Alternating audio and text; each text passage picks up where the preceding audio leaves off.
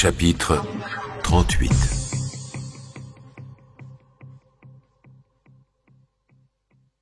Elle est appuyée au mur, les mains derrière le dos, dans l'ombre.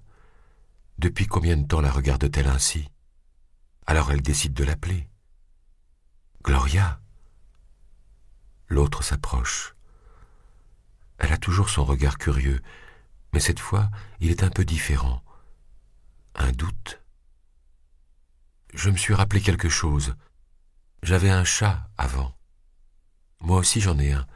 Il s'appelle Houdini. Il est beau, il est méchant.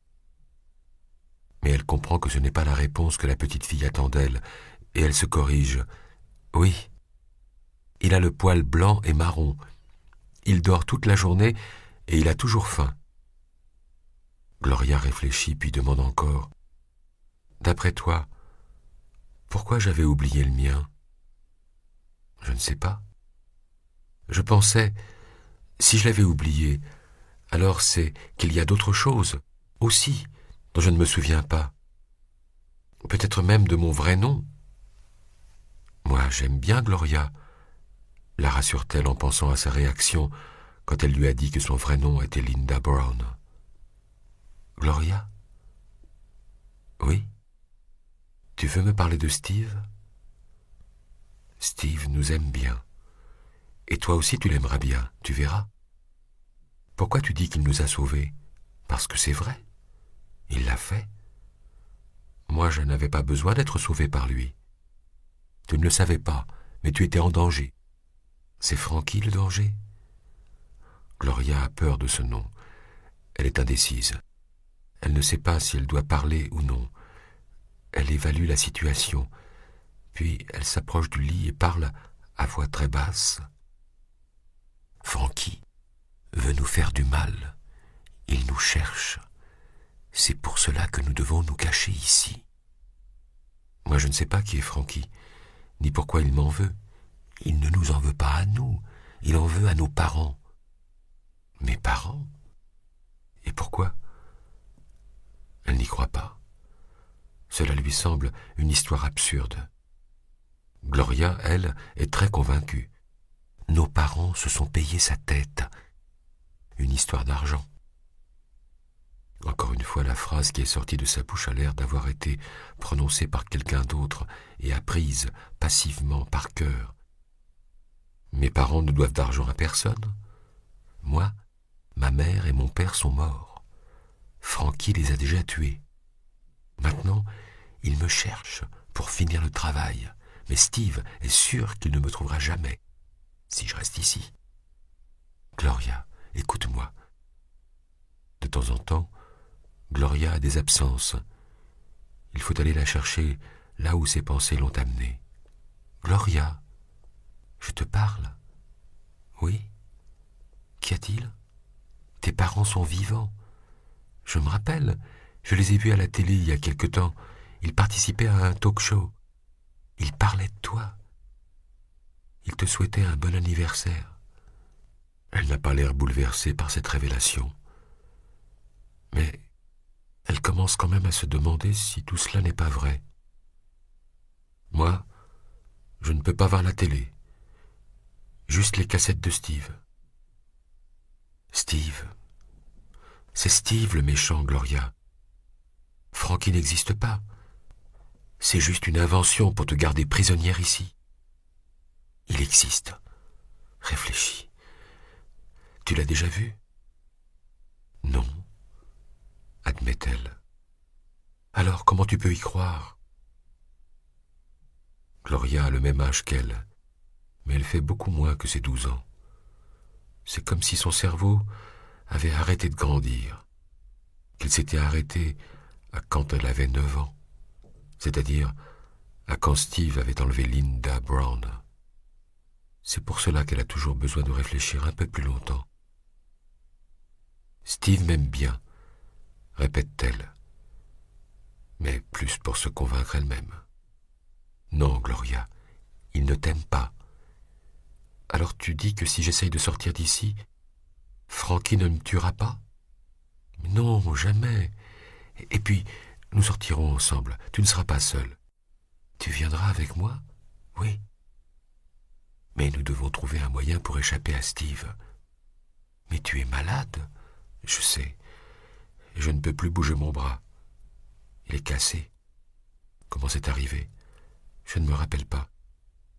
Vous êtes tombé dans l'escalier quand Steve t'a amené ici. Il était très fâché.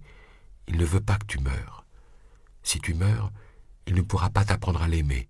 C'est très important, tu sais. Je ne l'aimerai jamais. Gloria réfléchit quelques secondes.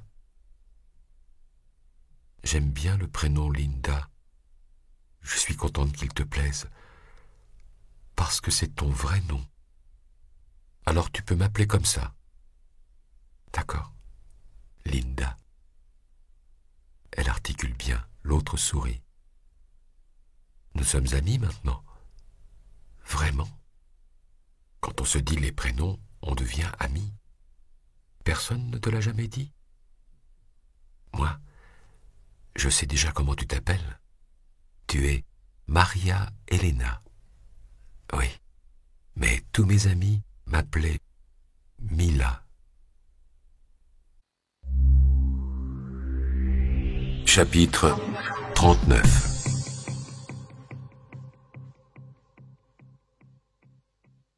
Le salopard s'appelait Steve. Steve Smithy. Mila prononça ce nom avec mépris. Goran lui tenait la main, sur le lit à une place ennemie de l'hôtel. Ce n'était qu'un voyou qui n'avait jamais rien fait de sa vie. Il passait d'un emploi stupide à un autre. Il était toujours viré en moins d'un mois. La plupart du temps, il était au chômage. À la mort de ses parents, il avait hérité d'une maison, celle où il nous gardait prisonnières, et de l'argent d'une assurance vie. Pas beaucoup, mais assez pour pouvoir enfin réaliser son grand plan. Elle prononça ces derniers mots avec emphase, puis elle secoua la tête sur l'oreiller en repensant à l'absurdité de cette histoire. Steve aimait les femmes, mais il n'osait pas les approcher parce que son pénis était aussi fin que son petit doigt, et il avait peur qu'elle se moque de lui. Un sourire railleur et vindicatif apaisa un instant les traits de son visage. Alors il s'est intéressé aux petites filles, convaincu qu'avec elles, il aurait plus de succès. Je me rappelle l'affaire Linda Brown, dit Goran. Je venais d'obtenir mon premier poste à l'université. Je m'étais dit que la police avait fait des erreurs. Des erreurs? Ils en ont fait de belles, oui. Steve était un tir au flanc sans expérience. Il avait laissé derrière lui plein d'indices et de témoins. Ils n'ont même pas réussi à le trouver tout de suite. Et ensuite, ils ont dit qu'il était plutôt dégourdi. Mais ce n'était qu'un crétin. Un crétin très chanceux, qui avait réussi à convaincre Linda. Il l'avait charmée en utilisant sa peur. Il s'était inventé ce type mal intentionné, Frankie, et lui avait attribué le rôle du méchant, juste pour pouvoir passer pour le gentil, le sauveur. Cet imbécile n'avait même pas beaucoup d'imagination. Il l'avait appelé Frankie parce que c'était le nom d'une tortue qu'il avait dans son enfance. Et ça a marché. Mila se calma, avec une petite fille terrifiée et choquée. Il est facile de perdre le sens de la réalité dans ces conditions.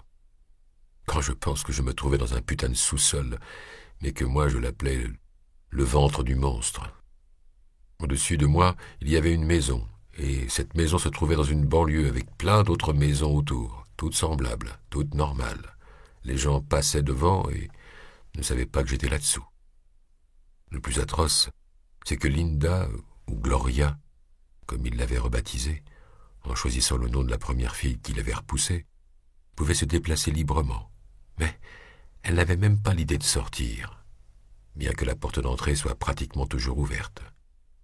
Il ne fermait pas à clé, même quand il sortait, tellement il était sûr de l'efficacité de l'histoire de Frankie. Tu as eu de la chance d'en sortir vivante. Mon bras était presque nécrosé. Pendant longtemps, les médecins ont désespéré de le sauver. Et puis, j'étais en état de dénutrition. Ce malade me donnait des petits pots et me soignait avec des médicaments périmés qu'il récupérait dans la poubelle d'une pharmacie. Il n'avait pas besoin de me droguer. Mon sang était tellement empoisonné par ces saletés. C'était un vrai miracle que je sois consciente. Dehors, la pluie tombait à verse, lavant les rues des résidus de neige.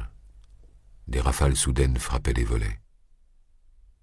Une fois, je me suis réveillé de cette sorte de coma parce que j'avais entendu quelqu'un prononcer mon nom. J'ai même cherché à attirer l'attention, mais à ce moment-là, Linda est venue me convaincre d'arrêter. J'ai donc troqué mon salut contre la petite joie de ne pas être seul. Mais je ne m'étais pas trompé. Au-dessus, il y avait vraiment 2 agents de police qui passaient le secteur au crible. Ils me cherchaient encore.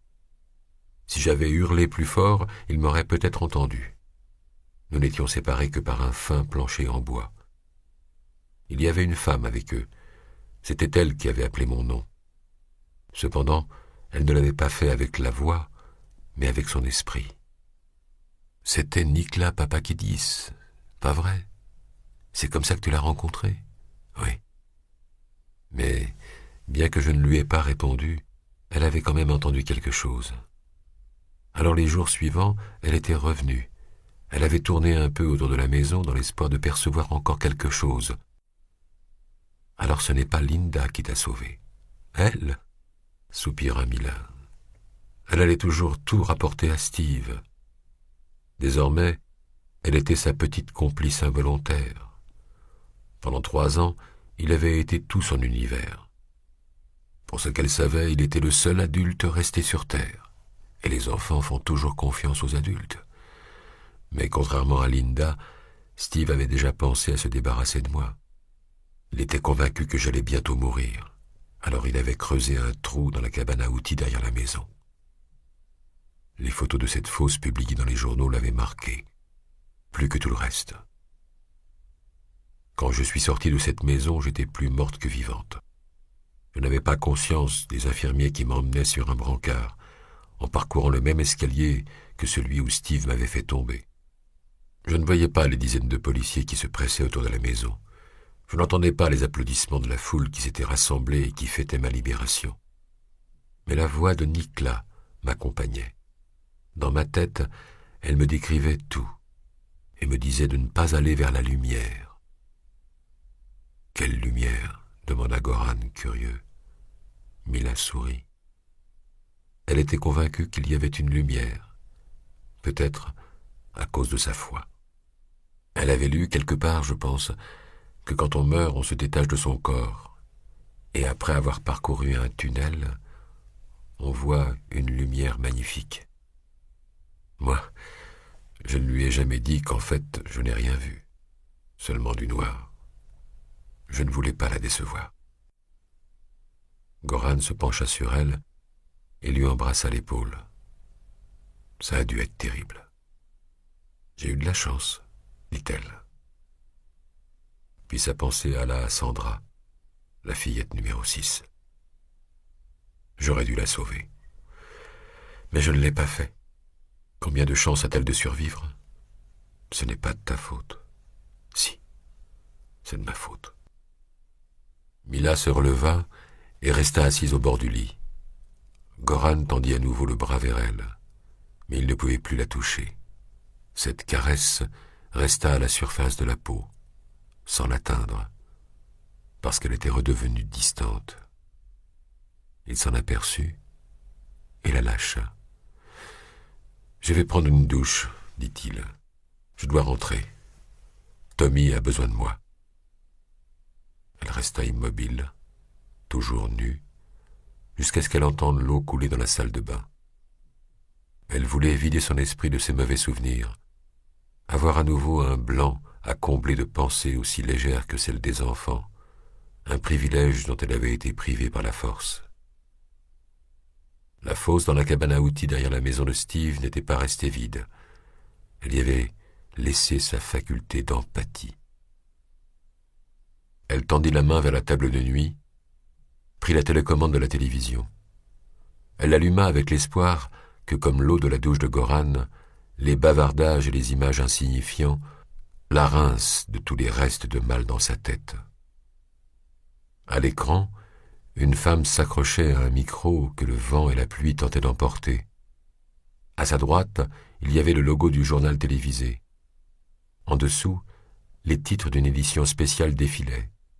Dans le fond, au loin, une maison, entourée de dizaines de voitures de police, leurs gyrophares allumés, fendant la nuit. Et d'ici à 1 heure, l'inspecteur Roche fera une déclaration officielle. En attendant, nous pouvons vous confirmer que la nouvelle est réelle. Le maniaque qui a terrorisé et bouleversé le pays en enlevant et en tuant des fillettes innocentes a été identifié. Mila ne bougeait pas. Ses yeux étaient rivés à l'écran. Il s'agit du repris de justice en liberté surveillée qui a ouvert le feu ce matin sur les 2 gardiens de prison qui s'étaient présentés chez lui pour un contrôle. C'était l'histoire que lui avait racontée Terence Mosca, dans la petite salle à côté de la pièce où Boris était interrogé. Elle n'arrivait pas à y croire. À la suite de la mort à l'hôpital du gardien blessé, les unités spéciales envoyées sur les lieux ont décidé de faire irruption. Après avoir tué le repris de justice et être rentrés chez lui, ils ont fait cette découverte inattendue et surprenante. La fillette. Parlez-moi de la fillette. Nous le rappelons pour ceux qui viennent de nous rejoindre. Le nom du repris de justice était Vincent Clarisseau. Albert, corrigea Mila intérieurement. Des sources provenant du département nous informent que la 6e fillette se trouve encore dans la maison qui est derrière moi. Elle serait, à l'heure qu'il est, assistée par une équipe de secours qui lui fait les premiers soins nécessaires. Nous n'avons pas confirmation, mais il semblerait que la petite Sandra soit encore en vie.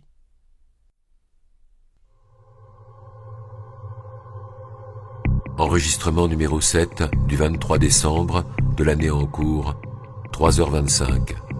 Durée 1 minute 35 secondes. Détenu RK 357-9. Savoir, être prêt, se préparer. Suis mot incompréhensible pour le transcripteur. Qui mérite notre colère. Faire quelque chose. Confiance avant tout. Phrase incompréhensible. Trop bon, condescendant. Il ne faut pas se faire berner. Savoir, être prêt, se préparer. Mot incompréhensible. Il y a toujours quelqu'un pour profiter de nous. La punition nécessaire. Purger sa peine. Il ne suffit pas de comprendre les choses. Parfois il faut agir en conséquence. Savoir, être prêt, se préparer. Mot incompréhensible. Même à tuer, tuer, tuer, tuer, tuer, tuer, tuer, tuer, tuer, tuer, tuer, tuer, tuer, tuer.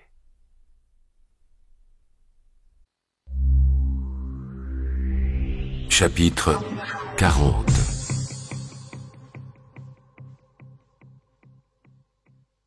Département des sciences comportementales, 25 février. Vincent Clarisseau était Albert. L'homme était sorti de prison depuis moins de 2 mois, après avoir purgé une peine pour vol à main armée. Une fois en liberté, il avait entrepris son dessein. Aucun précédent pour crime violent, aucun symptôme de maladie mentale, rien qui laisse penser qu'il soit un tueur en série en puissance. Le vol à main armée avait été un accident de parcours, selon les avocats qui avaient défendu Vincent à son procès. La bêtise d'un jeune homme très dépendant à la cocaïne. Clarisseau était issu d'une famille bourgeoise, son père était avocat et sa mère enseignante. Il avait fait des études et obtenu un diplôme d'infirmier. Pendant un temps, il avait travaillé dans une clinique comme instrumentiste en salle d'opération. C'est probablement là qu'il avait acquis les connaissances nécessaires pour maintenir Sandra en vie après l'avoir amputée d'un bras. L'hypothèse de l'équipe de Gavilla, selon laquelle Albert pourrait être médecin, n'était pas loin de la vérité. Vincent Clarisseau avait laissé toutes ses expériences sédimentées dans une couche embryonnaire de sa personnalité, pour ensuite devenir un monstre. Mais Mila n'y croyait pas. Ce n'est pas lui, se répétait-elle dans le taxi qui la conduisait à la police fédérale. Après avoir appris la nouvelle à la télé, Goran avait parlé une vingtaine de minutes au téléphone avec Stern, qui l'avait mis au courant des derniers événements. Le criminologue avait déambulé dans la chambre d'hôtel, sous le regard anxieux de Mila, puis ils s'étaient séparés. Il avait appelé Madame Runa pour qu'elle reste avec Tommy cette nuit encore. Il s'était précipité sur le lieu où Sandra avait été retrouvée. Mila aurait voulu l'accompagner, mais sa présence n'était plus justifiée. Alors il s'était donné rendez-vous plus tard au département des sciences comportementales. Il était plus de minuit, mais la ville était un embouteillage géant. Les gens étaient sortis dans les rues, malgré la pluie, pour fêter la fin du cauchemar. On se serait cru le soir du Nouvel An. Les klaxons hurlaient et tout le monde s'embrassait. La circulation était encore plus compliquée du fait des barrages pour bloquer d'éventuels complices de Clarissot en fuite, mais aussi pour tenir à distance les curieux du secteur où l'histoire avait connu son épilogue. Dans le taxi qui roulait au pas, Mila écouta un nouveau compte-rendu à la radio. Terence Mosca était l'homme du jour. L'affaire avait été réglée grâce à un coup de chance, mais, comme cela arrivait souvent, cela ne profitait directement qu'à celui qui était à la tête des opérations. Fatiguée d'attendre que la file de voitures avance, elle décida d'affronter la pluie battante et descendit du taxi. Les meubles de la police fédérale n'étaient qu'à 2 pâtés de maison. Elle avait mis la capuche de sa parka sur sa tête et marchait, absorbée dans ses pensées. La personnalité de Vincent Clarissot ne correspondait pas au profil d'Albert tracé par Gavilla. Selon le criminologue, leur homme avait utilisé les cadavres des 6 fillettes comme des indicateurs. Il les avait placés dans des lieux spécifiques pour révéler des horreurs dont il avait connaissance. Ils avaient supposé qu'il était une sorte d'associé occulte de ces criminels, et que tous l'avaient rencontré durant leur vie. Ce sont des loups, et les loups agissent en meute, bien souvent. Chaque meute a son chef, et c'est exactement ce qu'Albert veut nous dire, c'est lui leur chef, avait affirmé Goran. La conviction de Mila que Vincent n'était pas Albert s'était formée quand elle avait entendu l'âge du tueur en série. 30 ans. Trop jeune pour connaître Ronald Dermis, enfant à l'orphelinat, et aussi Joseph B. Rockford. En effet, l'équipe avait déduit qu'il devait avoir entre 50 et 60 ans. En outre, il ne ressemblait pas du tout à la description de Nicolas. Et en marchant sous la pluie, Mila trouva une autre raison qui renforça son scepticisme. Clarissot était en prison pendant que Felder trucidait Yvonne Gress et ses enfants dans la villa de Capo Alto. Il ne pouvait donc pas assister au massacre en laissant sa silhouette dans le sang sur le mur. Ce n'est pas lui. Il commet une grave erreur. Mais Goran a dû s'en rendre compte. Il doit être en train de leur expliquer. En arrivant à la police fédérale, elle remarqua une certaine euphorie dans les couloirs. Les agents se tapaient dans le dos. Beaucoup arrivaient de la scène du crime, portant encore l'uniforme de l'unité d'intervention, et racontaient les dernières nouvelles. Ensuite, le téléphone arabe enrichissait le compte-rendu de nouveaux détails. Mila fut interceptée par une policière qui l'informa que Roche voulait la voir d'urgence. « Moi » demanda-t-elle étonnée. « Oui, il vous attend dans son bureau. » En montant les escaliers, elle se dit que Roche l'avait convoquée parce qu'il s'était aperçu que quelque chose ne cadrait pas avec les faits.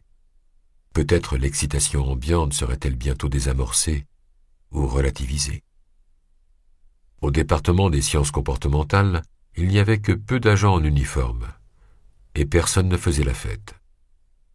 L'atmosphère était celle d'un jour de travail normal, sauf que c'était la nuit et que tout le monde était encore en service. Elle attendit un bon moment avant que la secrétaire de Roche ne la fasse entrer dans son bureau. De l'extérieur, Mila avait entendu l'inspecteur-chef qui était probablement au téléphone. Mais quand elle franchit le seuil, elle découvrit avec surprise qu'il n'était pas seul. Goran Gavilla était avec lui. « Entrez, agent Vasquez. » Roche l'invita à s'asseoir. Goran et lui étaient debout, de l'autre côté du bureau. Mila avança, s'approchant de Gavilla. Il se tourna à peine vers elle et lui fit un vague signe de la main. L'intimité partagée 1 heure plus tôt avait définitivement disparu. « Je disais justement à Goran que je voudrais que vous soyez tous deux présents à la conférence de presse qui se tiendra demain matin. Le capitaine Mosca est d'accord avec moi. Nous ne l'aurions jamais retrouvé sans votre aide. Nous tenons à vous remercier. » Mila ne put cacher sa stupeur, et Roche fut troublé par sa réaction. « Monsieur, avec tout mon respect, je pense que nous commettons une grave erreur. » Roche s'adressa à Goran. « Mais qu'est-ce qu'elle raconte, celle-là » ? « Mila, tout va bien, » lui dit calmement le criminologue. « Non, tout ne va pas bien. Ce type n'est pas Albert. Il y a trop d'incohérences. Moi... » « Vous n'allez quand même pas dire ça à la conférence de presse, » protesta l'inspecteur-chef. « Sinon, votre participation est exclue. » Stern sera d'accord avec moi. Roche brandit une feuille qui était sur son bureau. L'agent spécial Stern vient de présenter sa démission irrévocable et à effet immédiat. « Quoi ? Mais que se passe-t-il » demanda Mila, qui n'était toujours pas convaincue. « Ce Vincent ne correspond pas au profil. » Goran tenta de lui expliquer, et l'espace d'un instant elle revit dans ses yeux la même douceur que quand il avait embrassé ses cicatrices. Des dizaines de preuves nous confirment que c'est notre homme. Des cahiers pleins de notes sur l'enlèvement des fillettes et sur comment placer successivement leurs cadavres. Des copies des projets du système de sécurité de Capo Alto. Un plan du collège de Debbie Gordon et des manuels d'électronique et d'informatique que Clarisso avait commencé à étudier quand il était en prison.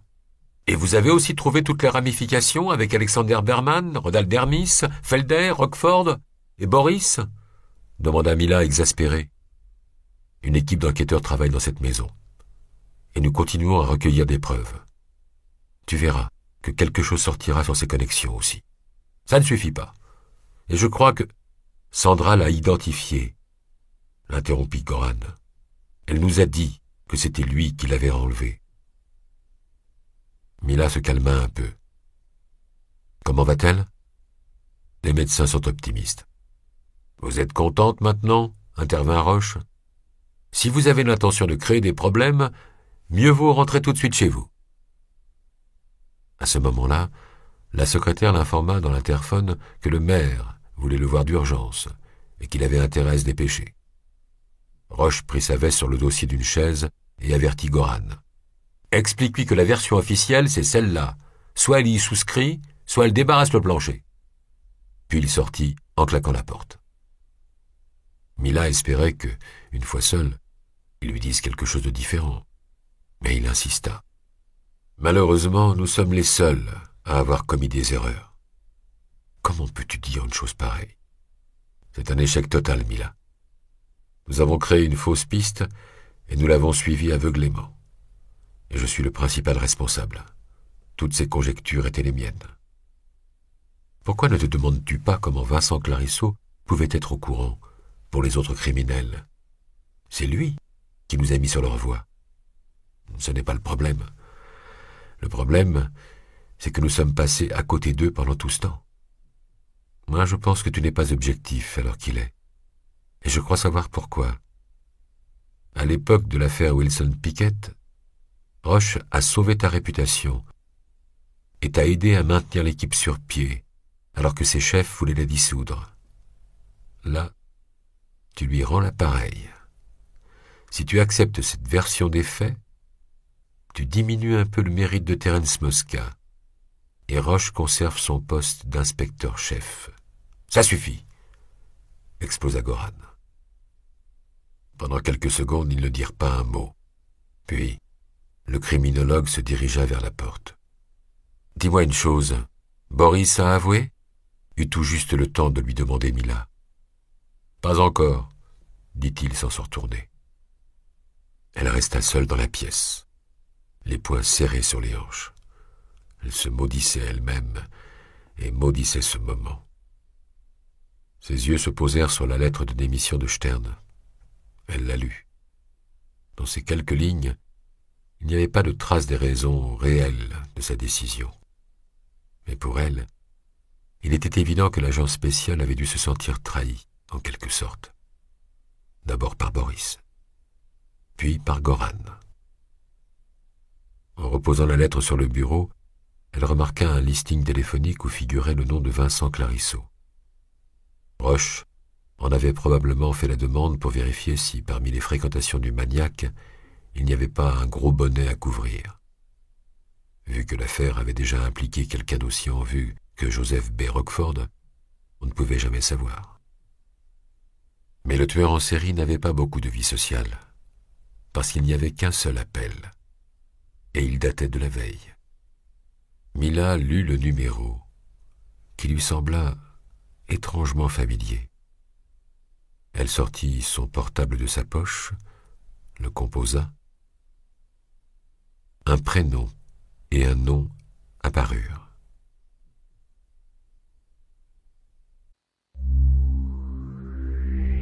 Chapitre 41.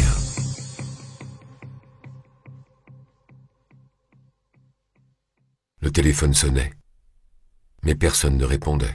« Allez, réveille-toi, zut !» Les roues du taxi soulevaient l'eau qui s'était accumulée sur l'asphalte. Mais heureusement, il avait cessé de pleuvoir. Les routes étaient aussi luisantes que la scène d'une comédie musicale. On aurait dit que des danseurs en smoking, les cheveux enduits de gel, allaient apparaître d'un moment à l'autre. La ligne fut coupée. Et Mila refit le numéro. C'était la 3e fois qu'elle essayait. À la 15e sonnerie, quelqu'un répondit enfin. « Qui est-ce, à cette heure-ci » La voix de Cynthia Pearl était tout ensommeillée. « Je suis Mila Vasquez, vous vous souvenez? Nous nous sommes vus avant-hier. »« Oui, je me souviens de vous. Mais on ne pourrait pas se parler demain. J'ai pris un somnifère, vous savez. » Rien de surprenant à ce qu'une femme ayant échappé à un tueur en série, en plus de l'alcool, ait besoin de médicaments pour trouver le sommeil. Mais Mila ne pouvait pas attendre. Elle devait obtenir tout de suite des réponses à ses questions. « Non, Cynthia, je suis désolé. J'ai besoin de vous tout de suite, mais ça ne prendra pas longtemps. »« Alors d'accord. » « Hier, vers 8 heures du matin, vous avez reçu un appel. »« Oui, je partais au travail. À cause de ce type, je me suis fait réprimander par mon chef parce que j'étais en retard. »« Qui vous a appelé ? » Il a dit qu'il enquêtait pour le compte de l'assurance. Vous savez, j'ai demandé des indemnités pour ce qui m'est arrivé. Il ne vous a pas dit son nom ? Spencer, je crois. J'ai dû le noter. C'était inutile.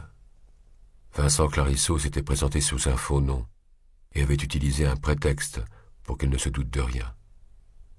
Mila continua. « Ce n'est pas grave.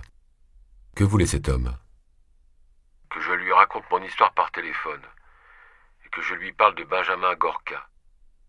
Mila fut étonnée. Pourquoi Vincent Clarisseau voulait-il se renseigner sur l'affaire Wilson Pickett ? Dans le fond, il avait déposé le 5e cadavre au bureau pour révéler au monde que c'était Boris, et non Benjamin Gorka, le véritable assassin de Rebecca Springer. Pourquoi voulait-il connaître votre histoire ? Pour compléter le rapport, m'a-t-il dit. Ils sont très méticuleux dans les assurances. Et il ne vous a rien demandé d'autre ? Cynthia ne répondit pas tout de suite. Mila craignit qu'elle ne se soit rendormie. Mais elle réfléchissait. Non, rien d'autre. Mais il a été très gentil. À la fin, il m'a dit que mon dossier avançait. Je vais peut-être l'avoir, cet argent, vous savez. Je suis contente pour vous. Et je suis désolé de vous avoir dérangé à cette heure tardive. Si ce que je vous ai dit peut servir à retrouver la fillette que vous cherchez, alors ce n'était pas un dérangement. En fait, elle a déjà été retrouvée. Comment ça ? Vraiment ? Vous ne regardez pas la télé ? Le soir, je me couche à 9 heures. La fille voulait en savoir plus, mais Mila n'avait pas le temps.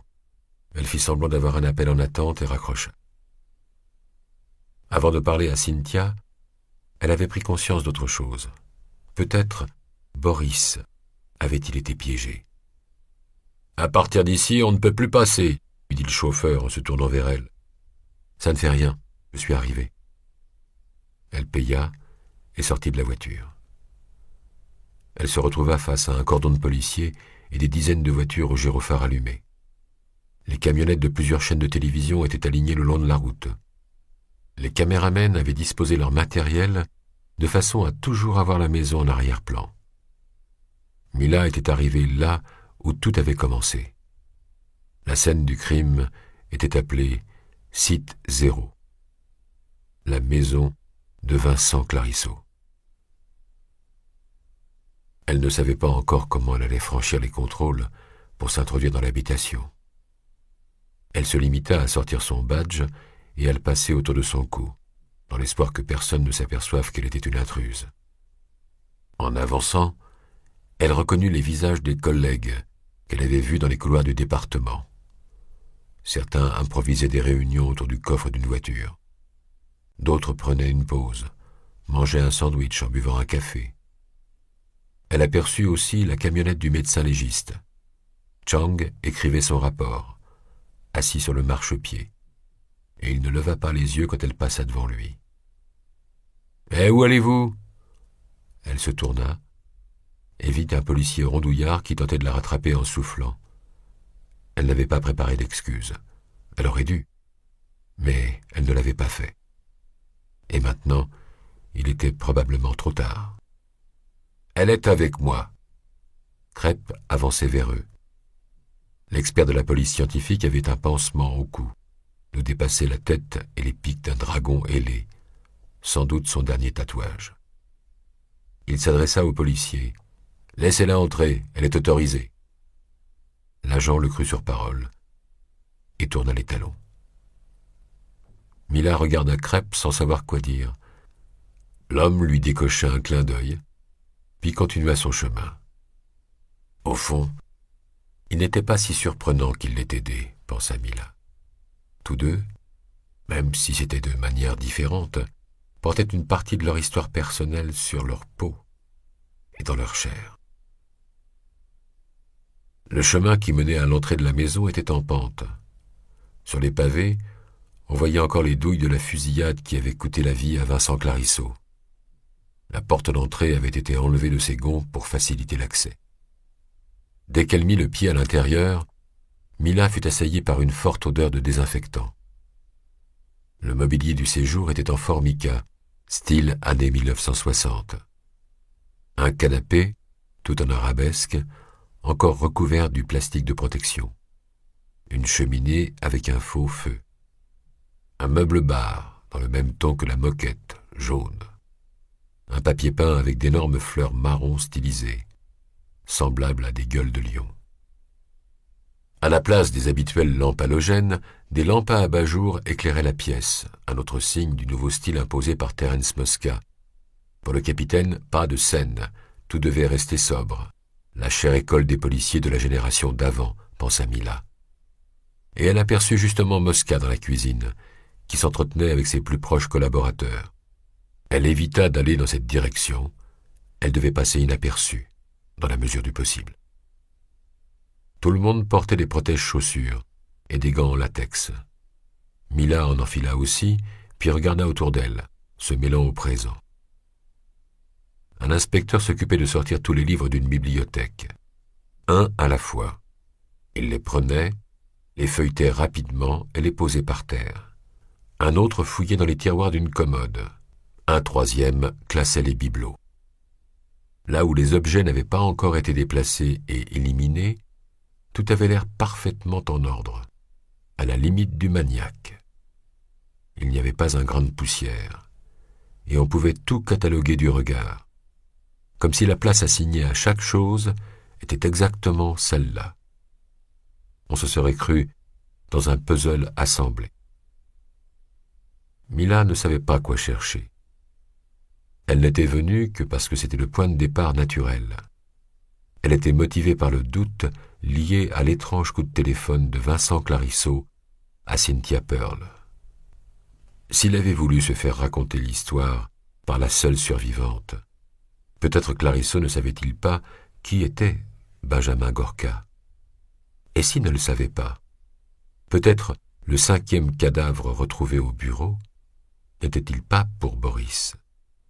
Cette constatation logique ne suffirait pas à disculper son collègue, parce qu'il y avait quand même un lourd indice contre lui, la petite culotte de Rebecca Springer, soustraite au dépôt judiciaire et retrouvée pendant la perquisition à son domicile. Quoi qu'il en fût, quelque chose ne cadrait pas. Mila comprit d'où venait l'odeur de désinfectant quand elle vit la chambre au fond du petit couloir. L'atmosphère était aseptique, comme un lit d'hôpital dans une tente à oxygène. Il y avait beaucoup de médicaments, des blouses stériles et du matériel médical. C'était la salle d'opération, où Vincent avait amputé ses petites patientes, qui avaient ensuite été transformées en salle d'hospitalisation pour Sandra.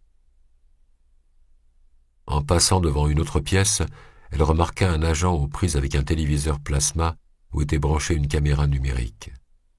Devant l'écran était placé un fauteuil, avec autour les haut-parleurs d'un système audio surround. Sur les côtés du téléviseur, un mur entier de mini-DV, classés par date. Le détective les glissait un à un dans la caméra pour en visualiser le contenu. À ce moment précis, défilaient les images d'un terrain de jeu, des rires d'enfants sous un soleil d'hiver. Mila reconnut Caroline, la dernière fillette enlevée et tuée par Albert.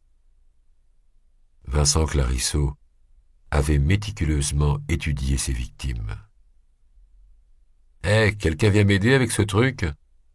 Je suis nul en électronique, » dit l'agent qui essayait de mettre le film sur pause.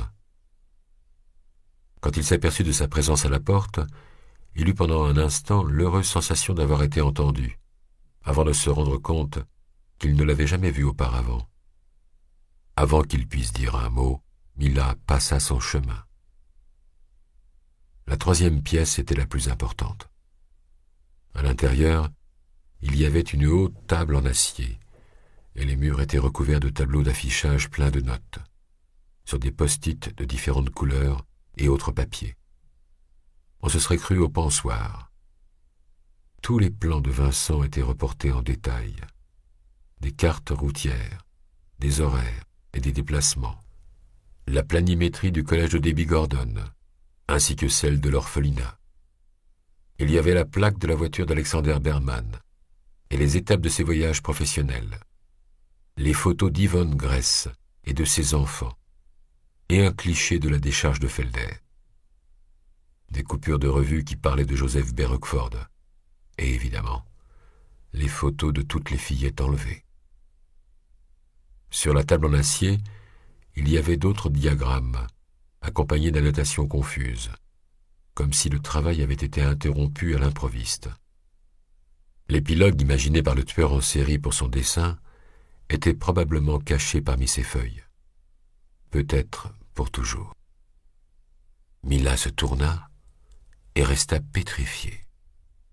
Le mur auquel elle avait jusque-là tourné le dos était entièrement tapissé de photos des membres de l'unité d'investigation pour les crimes violents, en plein travail. Elle y figurait aussi. Voilà. Maintenant je suis vraiment dans le ventre du monstre. Vincent avait suivi attentivement tous leurs mouvements, mais dans ce lieu, rien ne renvoyait à Wilson Pickett, ni à Boris. « Merde! Quelqu'un se décide à venir m'aider ?» protesta l'agent dans la pièce à côté. « Que se passe-t-il, Fred ?» Quelqu'un lui venait enfin à l'aide. « Comment je fais pour savoir ce que je regarde? Et surtout, comment je les classe, si je ne sais pas ce que c'est? Je vais voir. » Mila détourna les yeux du mur de photos et s'apprêta à quitter la maison. Elle était satisfaite, mais pas tant par ce qu'elle avait vu que par ce qu'elle n'avait pas vu. Il n'y avait pas Benjamin Gorka, ni Boris. Cela lui suffisait. Avec la cinquième fillette, il s'était trompé, ou alors il s'était agi d'une fausse piste en bonne et due forme. La preuve en était que Vincent Clarisseau, quand il s'était rendu compte que les enquêtes prenaient une direction différente de celle qu'il avait prévue, avait appelé Cynthia Pearl, pour en savoir plus. Mila pensait apporter cet élément à Roche, et elle était sûre que l'inspecteur-chef allait trouver le moyen d'exploiter cette information pour disculper Boris et redimensionner la gloire de Terence Mosca. En repassant devant la pièce du téléviseur, elle remarqua quelque chose sur l'écran. Un lieu que l'agent nommé Fred et son collègue n'arrivaient pas à identifier. « C'est un appartement. Qu'est-ce que je peux te dire d'autre ?»« Ben oui. Mais j'écris quoi dans le rapport ?»« Ben écrit lieu inconnu. »« Tu es sûr ?»« Oui. Quelqu'un s'occupera de comprendre où ça se trouve. » Mais Mila le connaissait. Ils s'aperçurent de sa présence et se tournèrent vers elle, qui n'arrivait pas à détacher le regard du film qui passait sur l'écran. « Vous désirez ?» Elle ne répondit pas et s'éloigna. En traversant le salon à bonne allure, elle prit son portable dans sa poche. Elle chercha le numéro de Goran dans les contacts.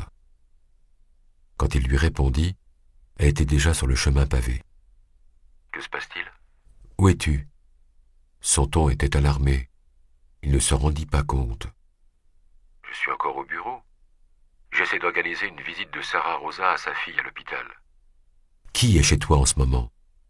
Goran s'inquiéta. « Madame Runa est avec Tommy, pourquoi ?»« Tu dois y aller tout de suite. »« Pourquoi ?» répéta-t-il anxieux. Mila dépassa le rassemblement de policiers. Vincent avait un film de ton appartement. « Qu'est-ce que ça signifie, un film ?» Il avait fait des repérages. Et s'il avait un complice ? Goran marqua une pause.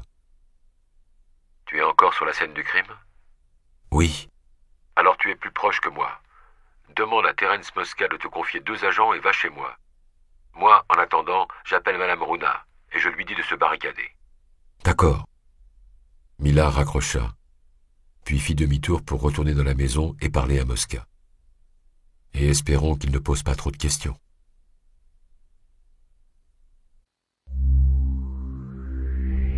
Chapitre 42.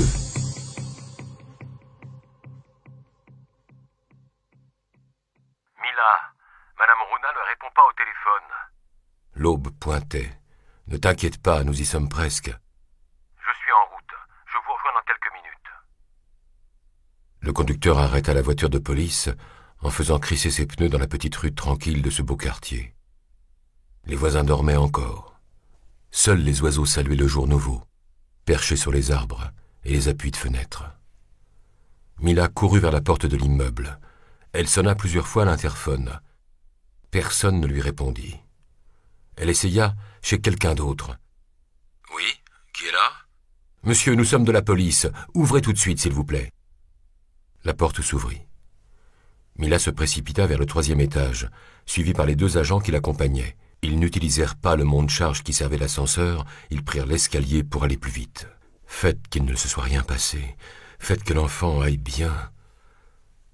Mila invoquait une entité divine à laquelle elle avait cessé de croire depuis longtemps, bien que ce soit le même Dieu qui l'ait libérée de son geôlier par le truchement de Niklas Papakidis. Parce qu'elle s'était trop souvent retrouvée face à un enfant moins chanceux qu'elle pour pouvoir conserver sa foi. Fais que cela n'arrive pas à nouveau, fais que cela n'arrive pas cette fois. Quand ils arrivèrent à l'étage, Mila frappa avec insistance à la porte close. Peut-être que Madame Runa a le sommeil lourd, pensa-t-elle. Elle va venir nous ouvrir maintenant et tout ira bien. Mais rien ne se passait. L'un des 2 policiers s'approcha d'elle. « Vous voulez que nous enfoncions la porte ?» Incapable de répondre, elle se contenta d'acquiescer. Elle les regarda prendre un peu d'élan et envoyer ensemble un coup de pied. La porte s'ouvrit. Silence. Mais pas un silence normal. Un silence vide, opprimant. Un silence sans vie. Mila sortit son pistolet et précéda les policiers. « Madame Runa ?» Sa voix résonna dans les pièces, mais sans réponse. Elle fit signe aux 2 agents de se séparer. Elle avança lentement vers la chambre à coucher. Elle sentait sa main droite trembler autour de la crosse du pistolet. Ses jambes étaient lourdes et les muscles de son visage contractés, et ses yeux la brûlaient. Elle arriva à la petite chambre de Tommy. La porte était poussée. Elle l'ouvrit juste assez pour voir la pièce.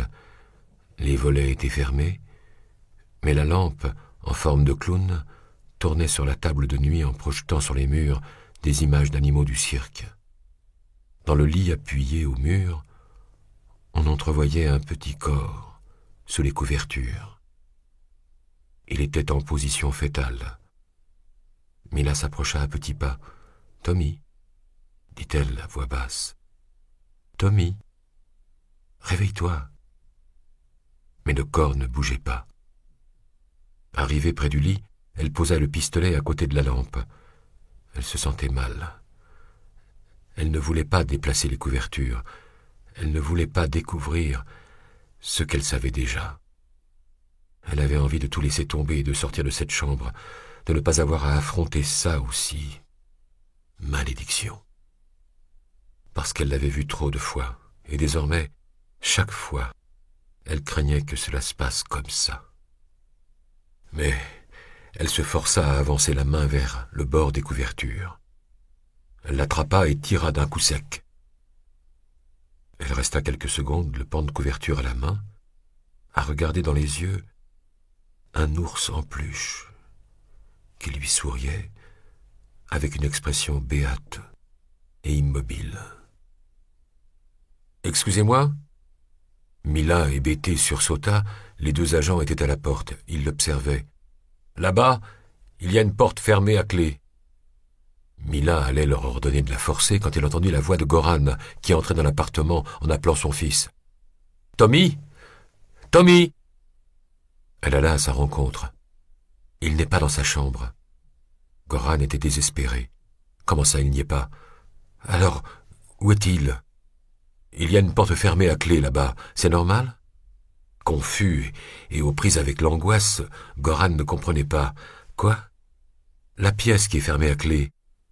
Le criminologue s'arrêta. Tu as entendu? Quoi donc? C'est lui. Mila ne comprenait pas. Goran l'écarta et se dirigea à toute allure vers le bureau. Quand il vit son fils sous le bureau en acajou, il ne put retenir ses larmes. Il se pencha sous la table, le prit dans ses bras et le serra fort. « Papa, j'ai eu peur. Oui, je sais, mon chéri. Mais tout est fini maintenant. Madame Rouna est partie. Je me suis réveillé et elle n'était plus là. Mais je suis là maintenant, non ?» Mila était restée sur le seuil et avait remis son pistolet dans son étui, rassurée par les mots de Goran, accroupie sous le bureau. « Je vais t'emmener prendre ton petit déjeuner. Qu'est-ce qui te ferait plaisir? Des beignets ?» Mila sourit.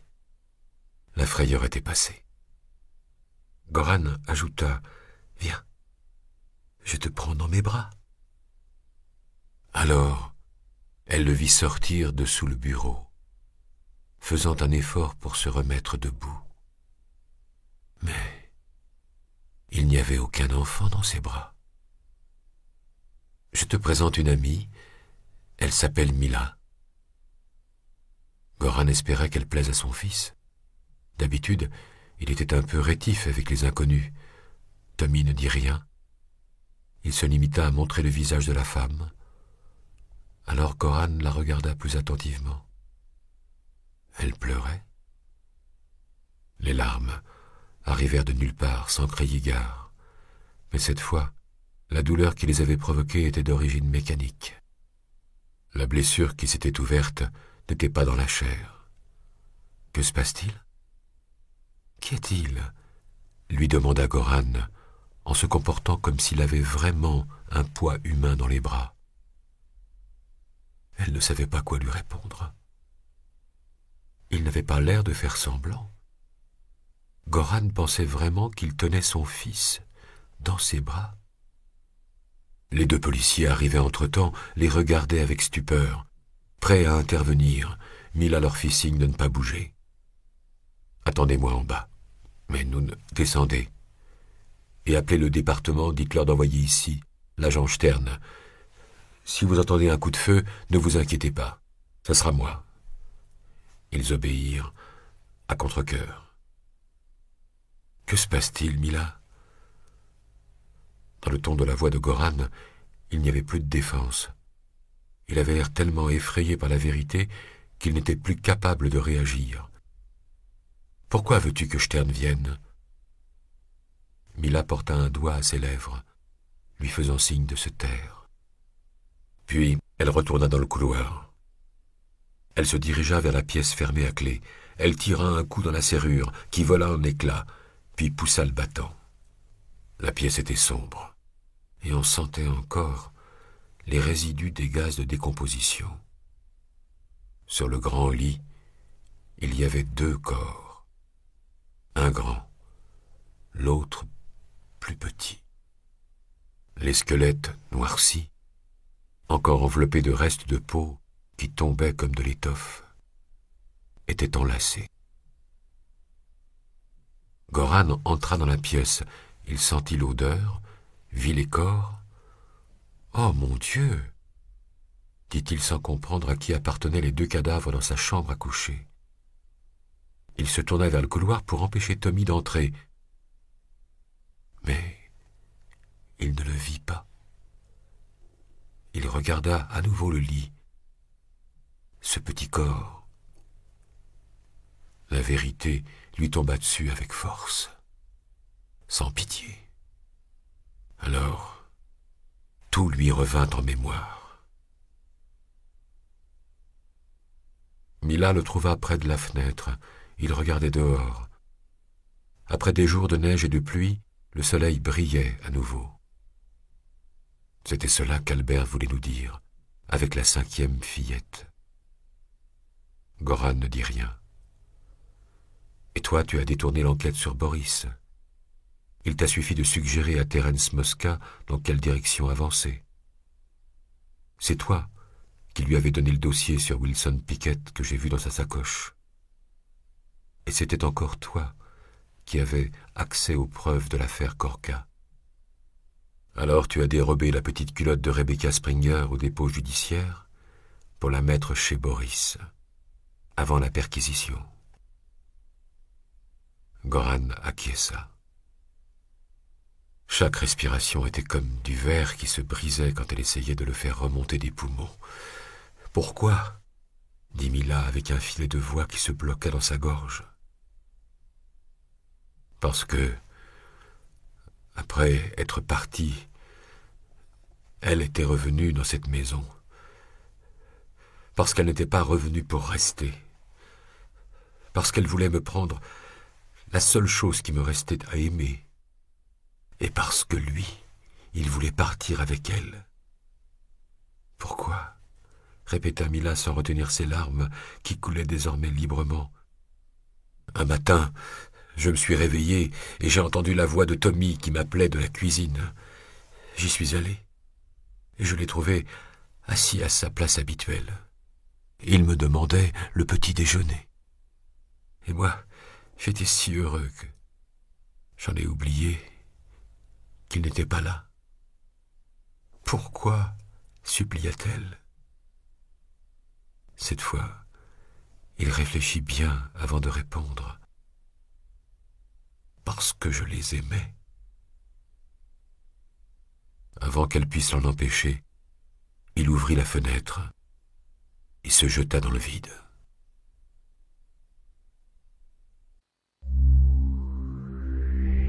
Chapitre 43.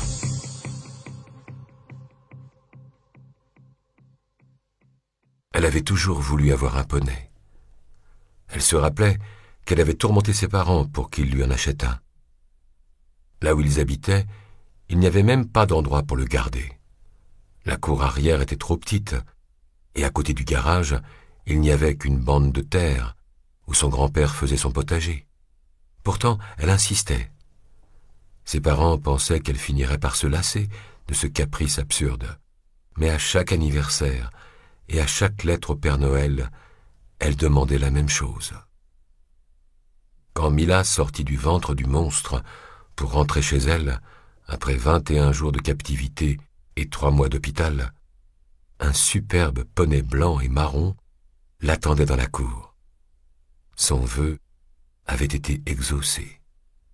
Mais elle n'arriva pas à en profiter. Son père avait négocié, fait jouer ses modestes connaissances pour l'avoir à un bon prix. Sa famille ne roulait pas sur l'or, ils avaient toujours fait de gros sacrifices, et c'était surtout pour des raisons économiques qu'elle était restée fille unique. Ses parents ne pouvaient pas se permettre de lui donner un petit frère ou une petite sœur. En revanche, ils lui avaient acheté un poney. Et elle n'en était pas heureuse. Elle avait maintes fois rêvé d'obtenir ce cadeau. Elle en parlait tout le temps. Elle s'imaginait prendre soin de lui, mettre des rubans colorés dans sa crinière, le brosser. Elle forçait souvent son chat à subir les mêmes traitements. Peut-être était-ce pour cela qu'Houdini la détestait et gardait ses distances. Il y a une raison pour laquelle les poneys plaisent tant aux enfants. Parce qu'ils ne grandissent jamais. Ils sont figés dans l'enfance. Une condition enviable. En revanche, après sa libération, Mila ne rêvait que de grandir, pour mettre une distance entre elle et ce qui lui était arrivé. Et avec un peu de chance, elle arriverait peut-être à oublier. Ce poney, avec son impossibilité absolue de grandir, représentait pour elle un insoutenable pacte avec le temps. Quand il l'avait sortie, plus morte que vivante, du sous-sol fétide de Steve, une nouvelle vie avait commencé pour elle. Après 3 mois d'hôpital pour récupérer l'usage de son bras gauche, elle avait dû reprendre confiance en les choses du monde, non seulement avec la quotidienneté de sa maison, mais aussi avec la routine des sentiments. Graziella, sa meilleure amie, avec qui, avant de disparaître dans le néant, elle avait célébré le rituel des sœurs de sang, se comportait désormais avec elle de façon étrange. Elle n'était plus celle avec qui elle partageait toujours le dernier chewing-gum du paquet, celle devant qui elle n'était pas gênée de faire pipi, celle avec qui elle avait échangé un baiser à la française pour s'entraîner avant de le faire avec un garçon. Non, Graziella était différente. Elle lui parlait avec un sourire immobile sur le visage, et Mila craignait que si elle continuait comme ça, elle en ait mal aux joues. Elle se forçait à être gentille. Elle avait même cessé de dire des gros mots, alors que, jusqu'à pas si longtemps auparavant, elle ne l'appelait jamais par son prénom. Les surnoms qu'elles utilisaient entre elles étaient « vache puante » ou « petite pute » pleine de taches de rousseur. Elle s'était piqué le gras de l'index avec un clou rouillé pour rester amies pour toujours, pour qu'aucun garçon ou fiancé ne les sépare jamais. Mais en fait, quelques semaines avaient suffi pour creuser un fossé insurmontable. En réfléchissant bien, cette piqûre au doigt avait été la première blessure de Mila. Mais elle avait eu plus mal quand elle avait complètement cicatrisé. « Arrêtez de me traiter comme si je revenais de la lune !» aurait-elle voulu crier au monde entier. Et cette expression sur le visage des gens, elle ne la supportait pas. Il penchait la tête d'un côté et plissait les lèvres. Même à l'école, où elle n'avait jamais brillé, ses erreurs étaient maintenant tolérées avec bonhomie. Elle était fatiguée de la condescendance des autres. Elle se sentait comme dans un film en noir et blanc, ceux qui passent à la télé dans la nuit, où les habitants de la Terre ont été remplacés par des clones martiens, et elle seule aurait été sauvée, parce qu'elle était restée dans le ventre chaud de cette tanière. Il y avait donc 2 possibilités. Soit le monde avait vraiment changé, soit après 21 jours de gestation, le monstre avait accouché d'une nouvelle Mila. Autour d'elle, personne ne parlait de ce qui s'était passé. On la faisait vivre comme dans une bulle, comme si elle était en verre et qu'elle risquait de se briser d'un moment à l'autre. Il ne comprenait pas que ce qu'elle aurait voulu, au contraire, c'était un peu d'authenticité après toutes les tromperies qu'elle avait subies. 11 mois plus tard, le procès de Steve avait débuté. Elle avait longtemps attendu ce moment. La presse et la télévision en parlaient, même si ses parents ne la laissaient pas regarder pour la protéger, disait-il. Mais elle s'informait en cachette, dès qu'elle pouvait. Linda et elle allaient devoir témoigner. Le procureur comptait beaucoup plus sur elle, parce que sa compagne de captivité continuait à défendre son geôlier, imperturbable. Elle voulait qu'on l'appelle Gloria. Les médecins disaient que Linda souffrait de graves troubles mentaux. C'était donc à Mila de confondre Steve. Les mois suivant son arrestation, Steve avait tout fait pour plaider l'irresponsabilité pénale. Il s'était inventé d'absurdes théories sur des complices hypothétiques à qui il disait avoir obéi. Il essayait aussi de se servir de l'histoire qu'il avait racontée à Linda, celle de Frankie, le méchant associé. Mais il avait perdu toute crédibilité quand un policier avait découvert que c'était le nom de la tortue qu'il avait dans son enfance. Pourtant, les gens voulaient croire à cette histoire. Steve était trop normal pour être un monstre, trop semblable à eux.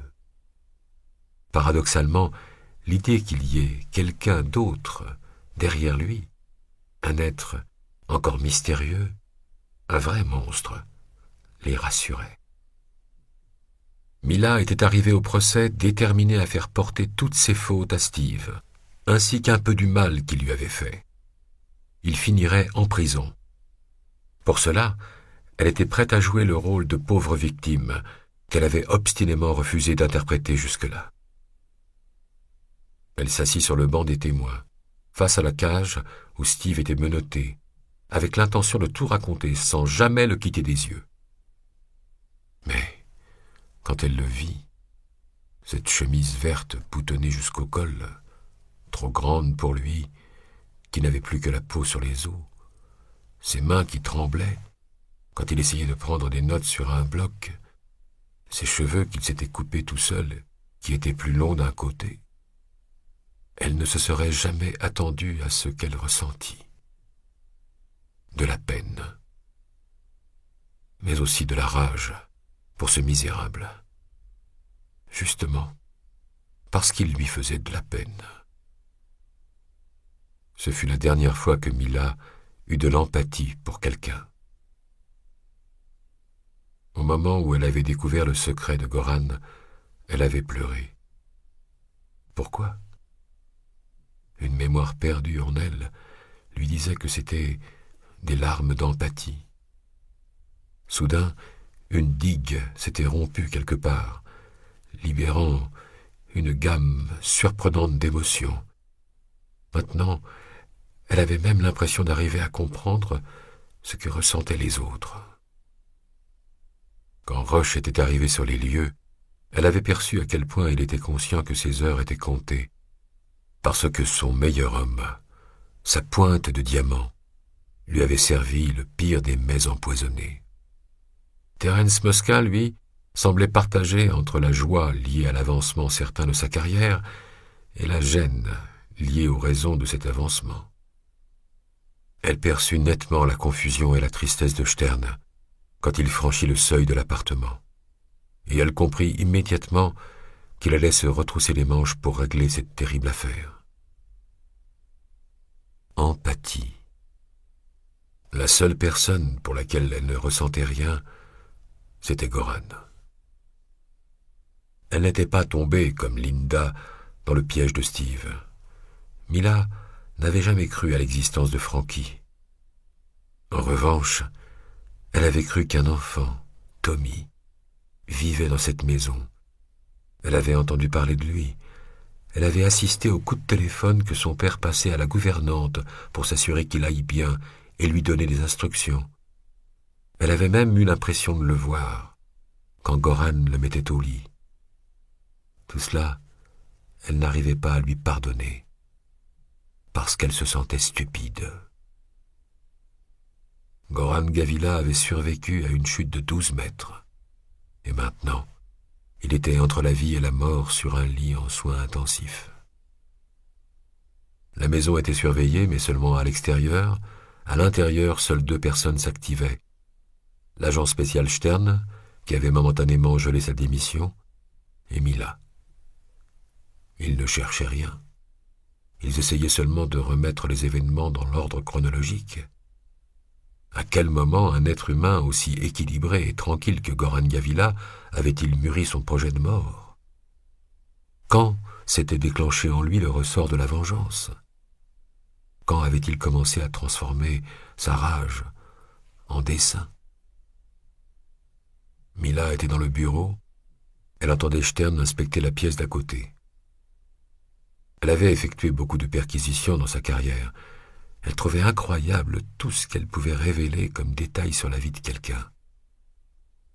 En explorant le refuge de Goran, elle réfléchissait, essayait de garder un certain détachement, notait des détails, des petites habitudes susceptibles de dévoiler accidentellement quelque chose d'important.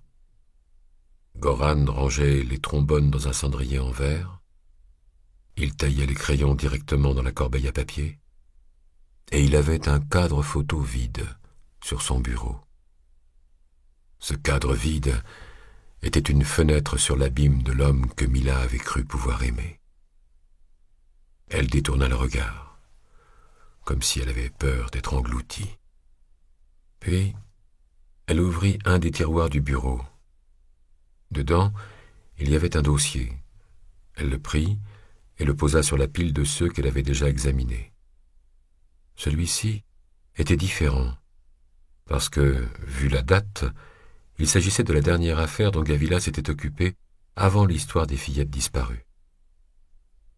En plus des documents écrits, il contenait une série de cassettes audio. Elle lut les papiers. Elle écouterait les bandes si cela en valait la peine. Il s'agissait d'une correspondance entre le directeur d'un pénitencier, un certain Alphonse Béranger, et le bureau du procureur. Cela concernait le comportement singulier d'un détenu qui n'était identifié que par son numéro de matricule RK 357-9. Le sujet avait été trouvé quelques mois auparavant par 2 policiers, errant la nuit, seul et sans vêtements, dans la campagne. Il avait refusé de décliner son identité.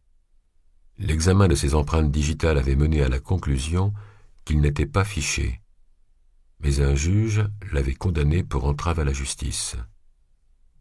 Il purgeait toujours sa peine. Mila prit une des cassettes et essaya d'imaginer ce qu'il pouvait y avoir dessus. Sur l'étiquette, seule une date et une heure étaient précisées. Elle appela Stern et lui résuma rapidement ce qu'elle avait lu. « Écoute ce qu'écrit le directeur de la prison. Depuis qu'il est entré au pénitencier, le détenu RK 357-9 n'a jamais fait preuve d'indiscipline. Il s'est toujours montré respectueux du règlement carcéral. En outre, l'individu est de nature solitaire et peu enclin à sociabiliser. Peut-être est-ce également pour cette raison que personne n'a jamais remarqué son comportement singulier, que l'un de nos geôliers n'a constaté que récemment. Le détenu RK 357-9 essuie avec un chiffon en feutre chaque objet avec lequel il entre en contact, ramasse tous les poils et cheveux qu'il perd quotidiennement, astique à la perfection les couverts et les WC à chaque fois qu'il les utilise. Qu'en penses-tu? Je ne sais pas. Ma femme aussi est obsédée par le ménage. Non, mais écoute la suite. Nous avons donc affaire soit à un maniaque de l'hygiène, soit, beaucoup plus probable, à un individu qui veut à tout prix éviter de laisser du matériel organique. Nous soupçonnons donc sérieusement que le détenu RK 357-9 a commis un crime particulièrement grave et veut nous empêcher de prélever son ADN pour l'identifier. Alors? Stern lui prit la feuille des mains et la lut. Cela s'est passé en novembre. Mais il n'y a pas écrit s'ils ont fini par découvrir quelque chose sur son ADN? Apparemment, ils ne pouvaient pas l'obliger à se soumettre au test, ni le prélever arbitrairement, parce que cela aurait violé ses droits constitutionnels. Alors, qu'ont-ils fait? Ils ont essayé de récupérer un poil ou un cheveu en inspectant sa cellule par surprise. Ils le gardaient en isolement? Mila parcourut les feuilles, pour rechercher l'endroit où elle avait lu quelque chose à ce sujet. Voilà, c'est ici. Le directeur écrit « Jusqu'à aujourd'hui, le sujet a pu partager sa cellule avec un autre détenu, ce qui l'a certainement aidé à faire disparaître ses propres traces biologiques. Cependant, je vous informe que comme première mesure, nous l'avons retiré de cette condition de promiscuité et mis en isolement. » Alors, ils ont réussi à prélever son ADN, oui ou non? Apparemment, le détenu était plus malin qu'eux. Ils ont toujours trouvé sa cellule parfaitement propre. Mais ils se sont aperçus qu'il parlait tout seul, et ils ont placé un micro pour comprendre ce qu'il disait. Quel rapport avec le professeur Gavila? Ils ont dû lui demander un avis d'expert, je ne sais pas. Stern y réfléchit un instant. Nous devrions peut-être écouter les cassettes. Ils trouvèrent un vieux magnétophone sur un meuble du bureau, que Goran utilisait probablement pour dicter des notes. Mila passa une cassette à Stern, qui, s'approchant de l'appareil, l'introduisit dans le poste et s'apprêta à appuyer sur le bouton lecture. « Attends. » Surpris, Stern se tourna pour la regarder. Elle était livide. Merde. Que se passe-t-il? Le nom. Quel nom? Le nom du détenu qui partageait sa cellule avec lui avant qu'il ne le mette en isolement. Et alors? Il s'appelait Vincent. C'était Vincent Clarisseau.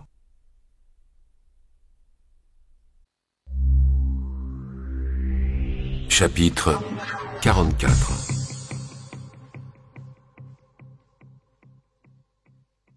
Alphonse Béranger avait la soixantaine et un air enfantin. Son visage rubicond était comme retenu par une fine maille de capillaires. Quand il souriait, ses yeux se plissaient pour ne devenir plus que deux petites fentes. Il dirigeait le pénitencier depuis 25 ans, et il lui restait quelques mois avant la retraite. Il était passionné de pêche. Une canne et une boîte contenant des hameçons et des appâts traînaient dans un coin de son bureau.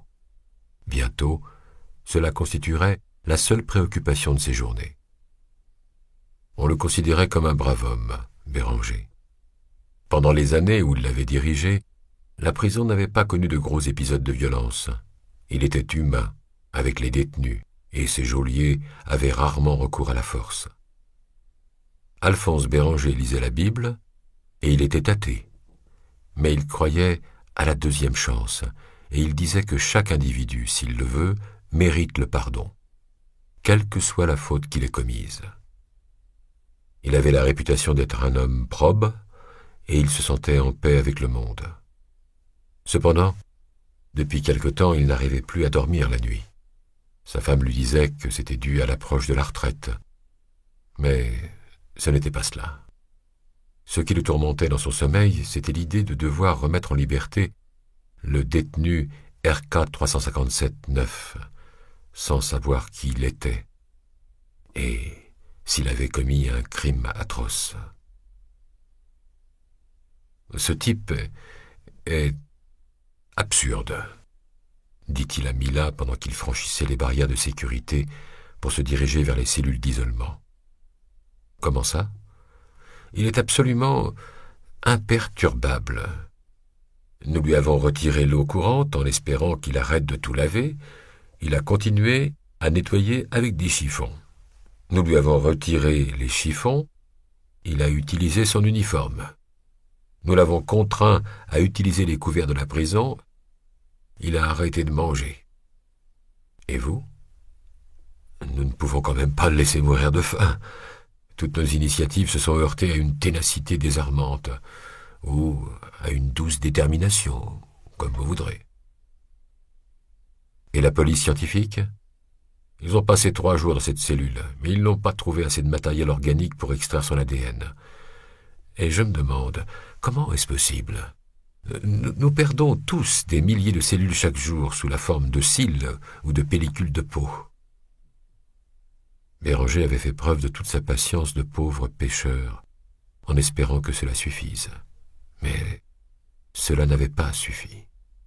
Sa dernière ressource était cette policière qui s'était présentée par surprise ce matin-là en lui racontant une histoire tellement absurde qu'elle lui avait semblé vraie. Ils parcoururent un long couloir et arrivèrent devant une porte métallique peinte en blanc. C'était la cellule d'isolement numéro 15. Le directeur regarda Mila. « Vous êtes sûr ? Dans 3 jours, cet homme sortira. Et j'ai l'impression que nous ne le reverrons jamais. Donc oui, je suis absolument sûr. » La lourde porte fut ouverte, puis immédiatement refermée derrière elle. Mila fit un pas dans le petit univers du détenu RK 357-9. Il était différent de ce qu'elle avait imaginé d'après le portrait robot tracé par Niklas Papakidis après son expérience avec Joseph B. Rockford. Sauf un détail, les yeux gris. Il était de petite taille, il avait les épaules étroites, les os des clavicules saillants. L'uniforme orange de la prison était trop grand pour lui, à tel point qu'il devait faire des revers aux manches et au bas du pantalon.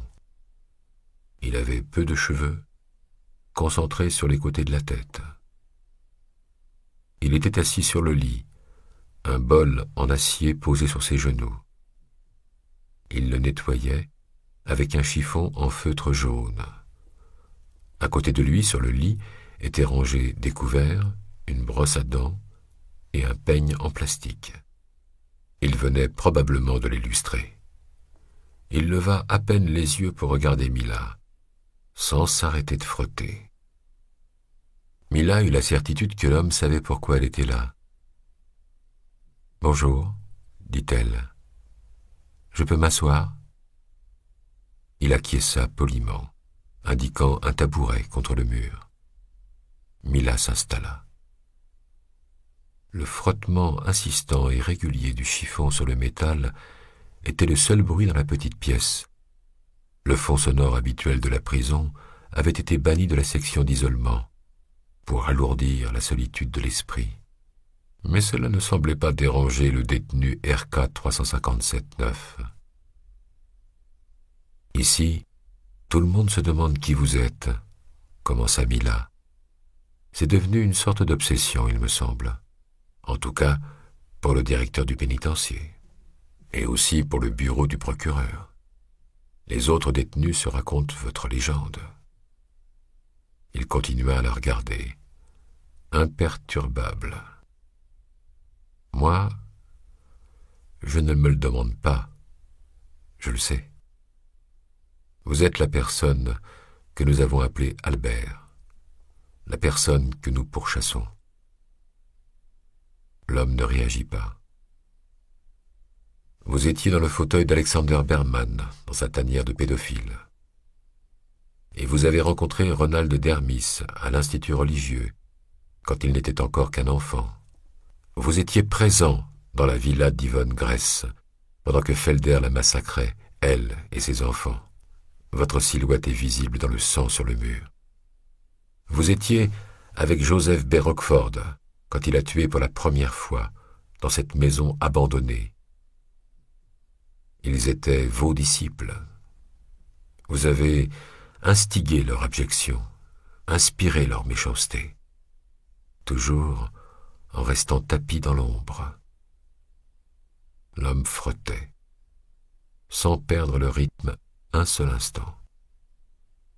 Ensuite, il y a un peu plus de 4 mois, vous avez décidé de vous faire arrêter. Parce que vous l'avez fait exprès, je n'en doute pas. En prison, vous rencontrez Vincent Clarisseau, votre compagnon de cellule.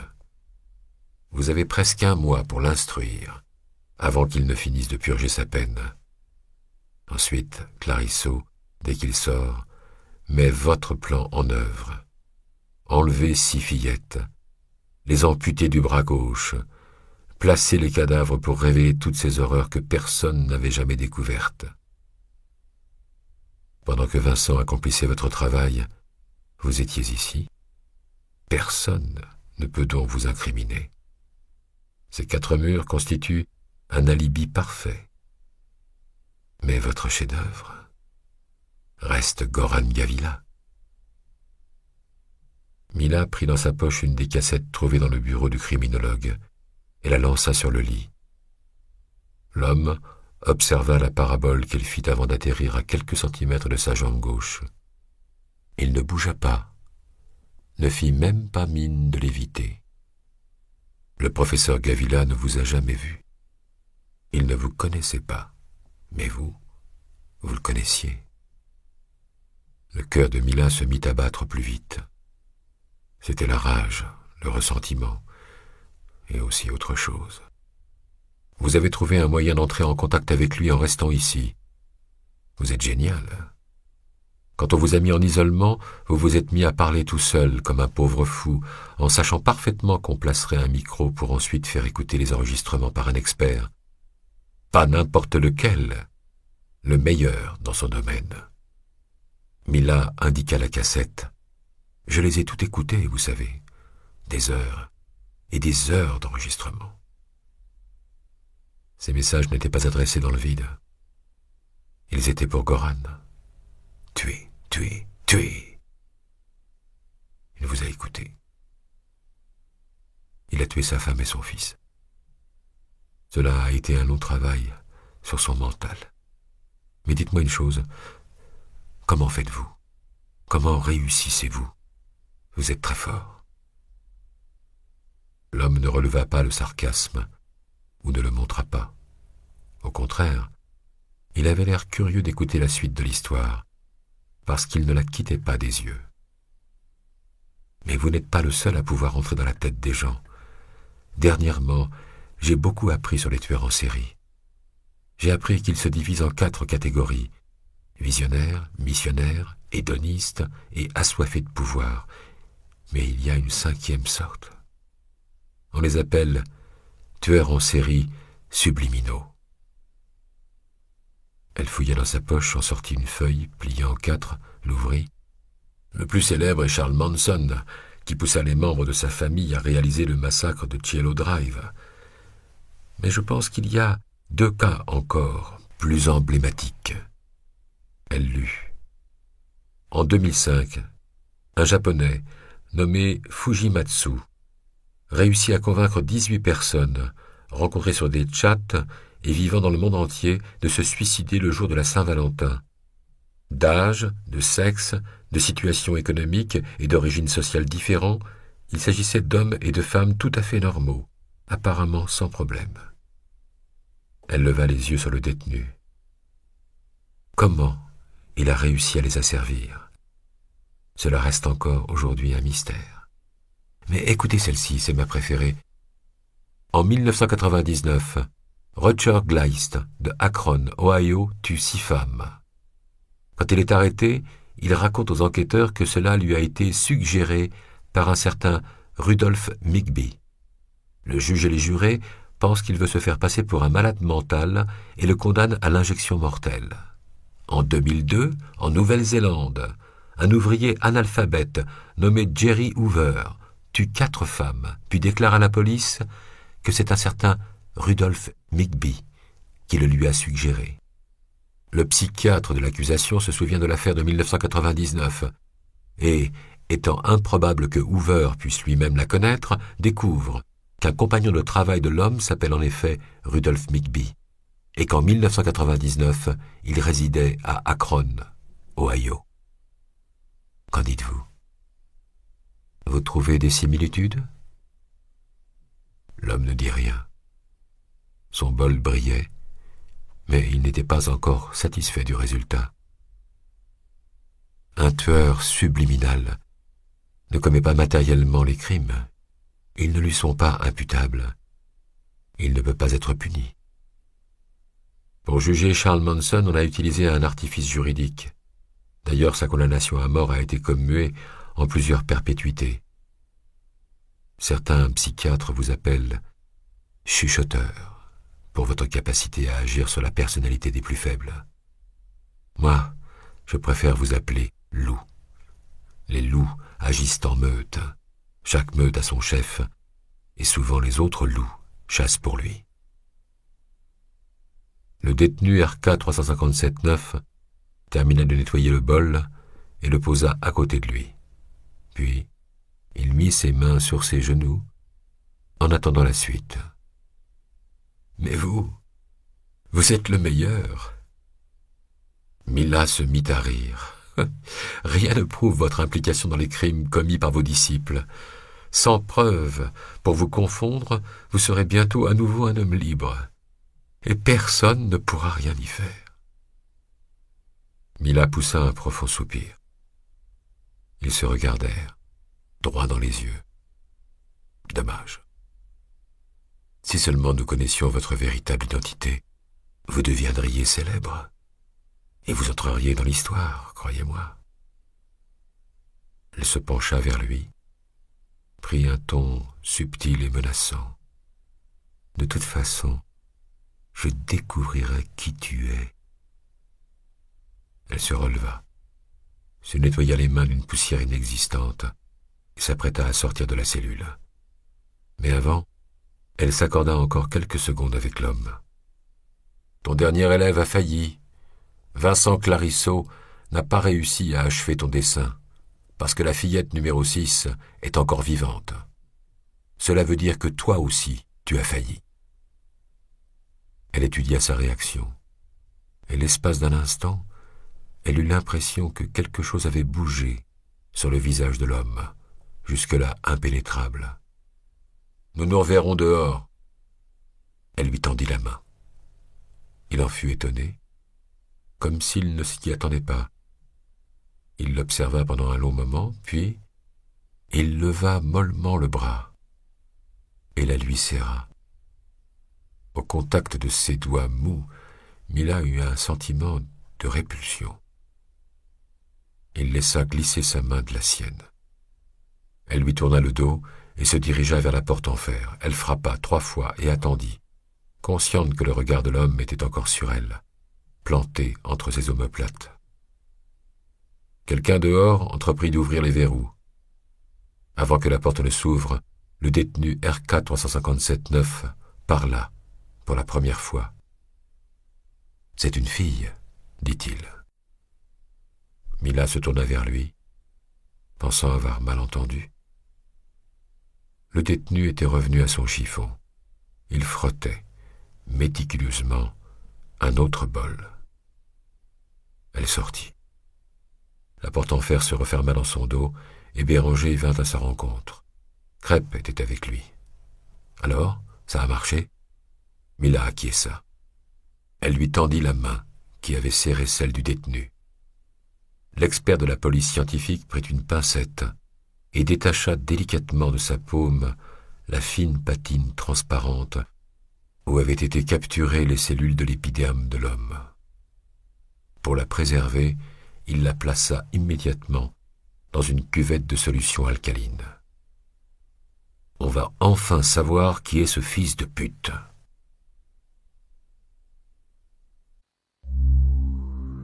5 septembre.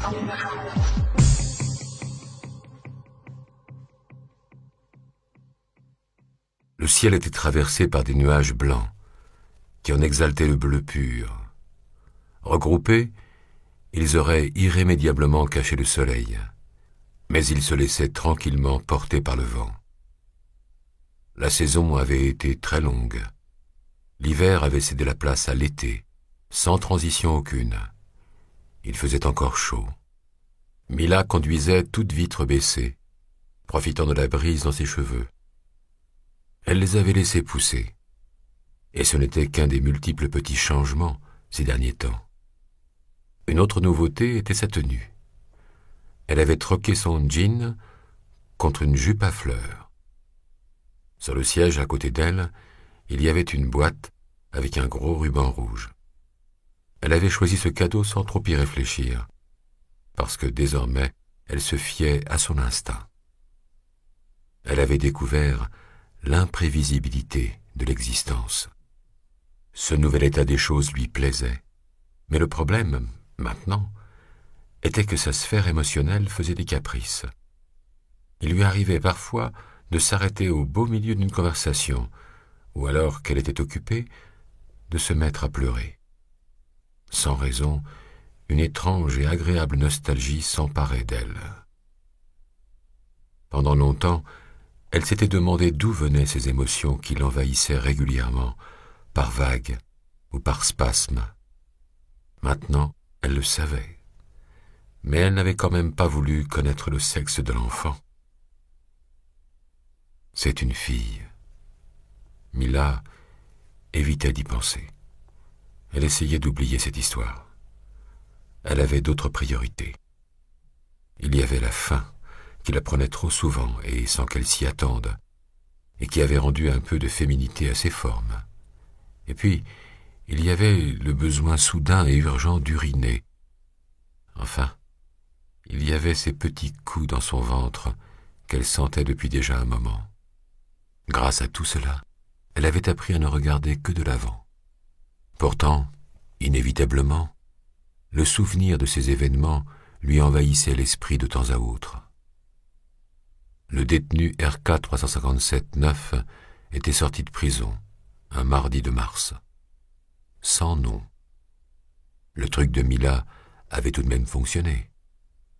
Crêpe avait extrait l'ADN de ses cellules épithéliales, qui avait ensuite été inséré dans toutes les bases de données disponibles. Il avait même été confronté au matériel organique non identifié, relevé dans des affaires en cours. Il n'en était rien sorti. Peut-être n'avons-nous pas encore découvert tout le dessein, se disait Mila. Et cette prévision lui faisait peur. Quand l'homme sans nom avait retrouvé la liberté, au début, les policiers l'avaient constamment gardé sous surveillance. Il vivait dans un logement mis à sa disposition par les services sociaux, et ironie du sort, il travaillait comme technicien de surface dans un grand magasin. Il ne laissait rien transparaître de lui qu'il ne sache déjà. Ainsi, avec le temps, la surveillance de la police était relâchée. Leur chef n'était plus disposé à payer les heures supplémentaires, et les rondes volontaires n'avaient duré que quelques semaines. Mila avait continué à le tenir à l'œil, mais pour elle aussi, cela devenait de plus en plus fatigant. Après avoir appris qu'elle était enceinte, elle avait raréfié ses contrôles. Un jour, vers la mi-mai, il avait disparu. Il n'avait laissé aucune trace de lui, ni rien qui puisse laisser deviner sa destination. Au départ, Mila s'était fâchée, puis elle avait découvert qu'en fait, elle était étrangement soulagée. Dans le fond, la policière qui retrouvait les personnes disparues désirait que cet homme disparaisse. Le panneau de signalisation indiquait qu'il fallait tourner pour aller dans le quartier résidentiel. Elle s'exécuta. C'était un bel endroit. Les rues étaient bordées d'arbres, et les plantes répétaient toujours la même ombre, comme si elles ne voulaient faire de tort à personne. Les petites villas, toutes similaires, étaient assez proches les unes des autres, avec un beau jardin devant. Les indications sur le papier que lui avait donné Stern se terminaient à la fourche qu'elle avait devant elle. Elle ralentit pour regarder autour d'elle. « Stern, où diable êtes-vous » lui demanda-t-elle au téléphone. Avant qu'il ne réponde, elle l'aperçut, le portable à la main, qui lui faisait signe de loin. Elle gara la voiture là où il lui indiqua et descendit. « Comment vas-tu » ? À part les nausées, les pieds gonflés et les courses aux toilettes, bien, je dirais. Il lui passa un bras autour des épaules.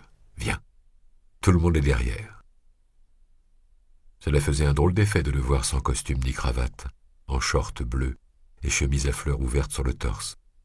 S'il n'avait pas eu à la bouche une de ces immanquables pastilles de menthe, il aurait été méconnaissable. Mila se laissa conduire vers le jardin, où la femme de l'ex-agent spécial mettait le couvert. Elle courut l'embrasser. « Bonjour, Marie. Tu as l'air en forme. »« Forcément. Elle m'a à la maison toute la journée, » s'exclama Stern en riant. Marie tapa dans le dos de son mari. « Va plutôt t'occuper du repas. » Tandis que Stern s'éloignait vers le barbecue pour y faire griller des saucisses et des épis de maïs, Boris s'approcha, une bouteille de bière à moitié vide à la main. Il serra Mila dans ses bras puissants et la souleva de terre. « Ce que tu as grossi ! Parle pour toi. Mais tu as mis combien de temps pour venir ? Tu t'inquiétais pour moi. » « Non, mais j'avais faim. » Il rit. Boris était toujours plein d'attention pour elle. Et pas seulement parce qu'elle lui avait évité la prison. Ces derniers temps, il avait pris un peu de poids à cause de la vie sédentaire liée à la promotion que lui avait accordée Terence Mosca. Le nouvel inspecteur-chef avait tout de suite voulu effacer sa petite bévue et lui avait fait une offre impossible à refuser. Roche avait démissionné juste après la clôture officielle de l'enquête, non sans avoir d'abord mis au point avec le département une procédure de sortie qui prévoyait une cérémonie avec remise de médailles et un éloge solennel. On disait qu'il pensait à se lancer dans la politique. « Quel idiote! J'ai oublié la boîte dans la voiture », se rappela soudain Mila. « Tu irais me la chercher, s'il te plaît ?»« Bien sûr. J'y vais tout de suite. » Quand Boris enleva son imposante silhouette, elle aperçut les autres convives. Sandra, dans sa chaise roulante, se tenait sous un cerisier. Elle n'arrivait pas à marcher. Cela s'était produit 1 mois après sa sortie de l'hôpital. Les médecins disaient que le blocage neurologique était dû au choc. Elle suivait un programme très strict de rééducation. Une prothèse avait pris la place de son bras manquant. À côté de la fillette se tenait son père, Mike. Mila l'avait connu en allant rendre visite à Sandra, et elle l'avait trouvé sympathique. Malgré la séparation avec sa femme, il avait continué à prendre soin d'elle et de sa fille avec affection et dévouement. Sarah Rosa était avec eux. Elle avait beaucoup changé. Elle avait perdu du poids en prison et ses cheveux avaient blanchi en très peu de temps.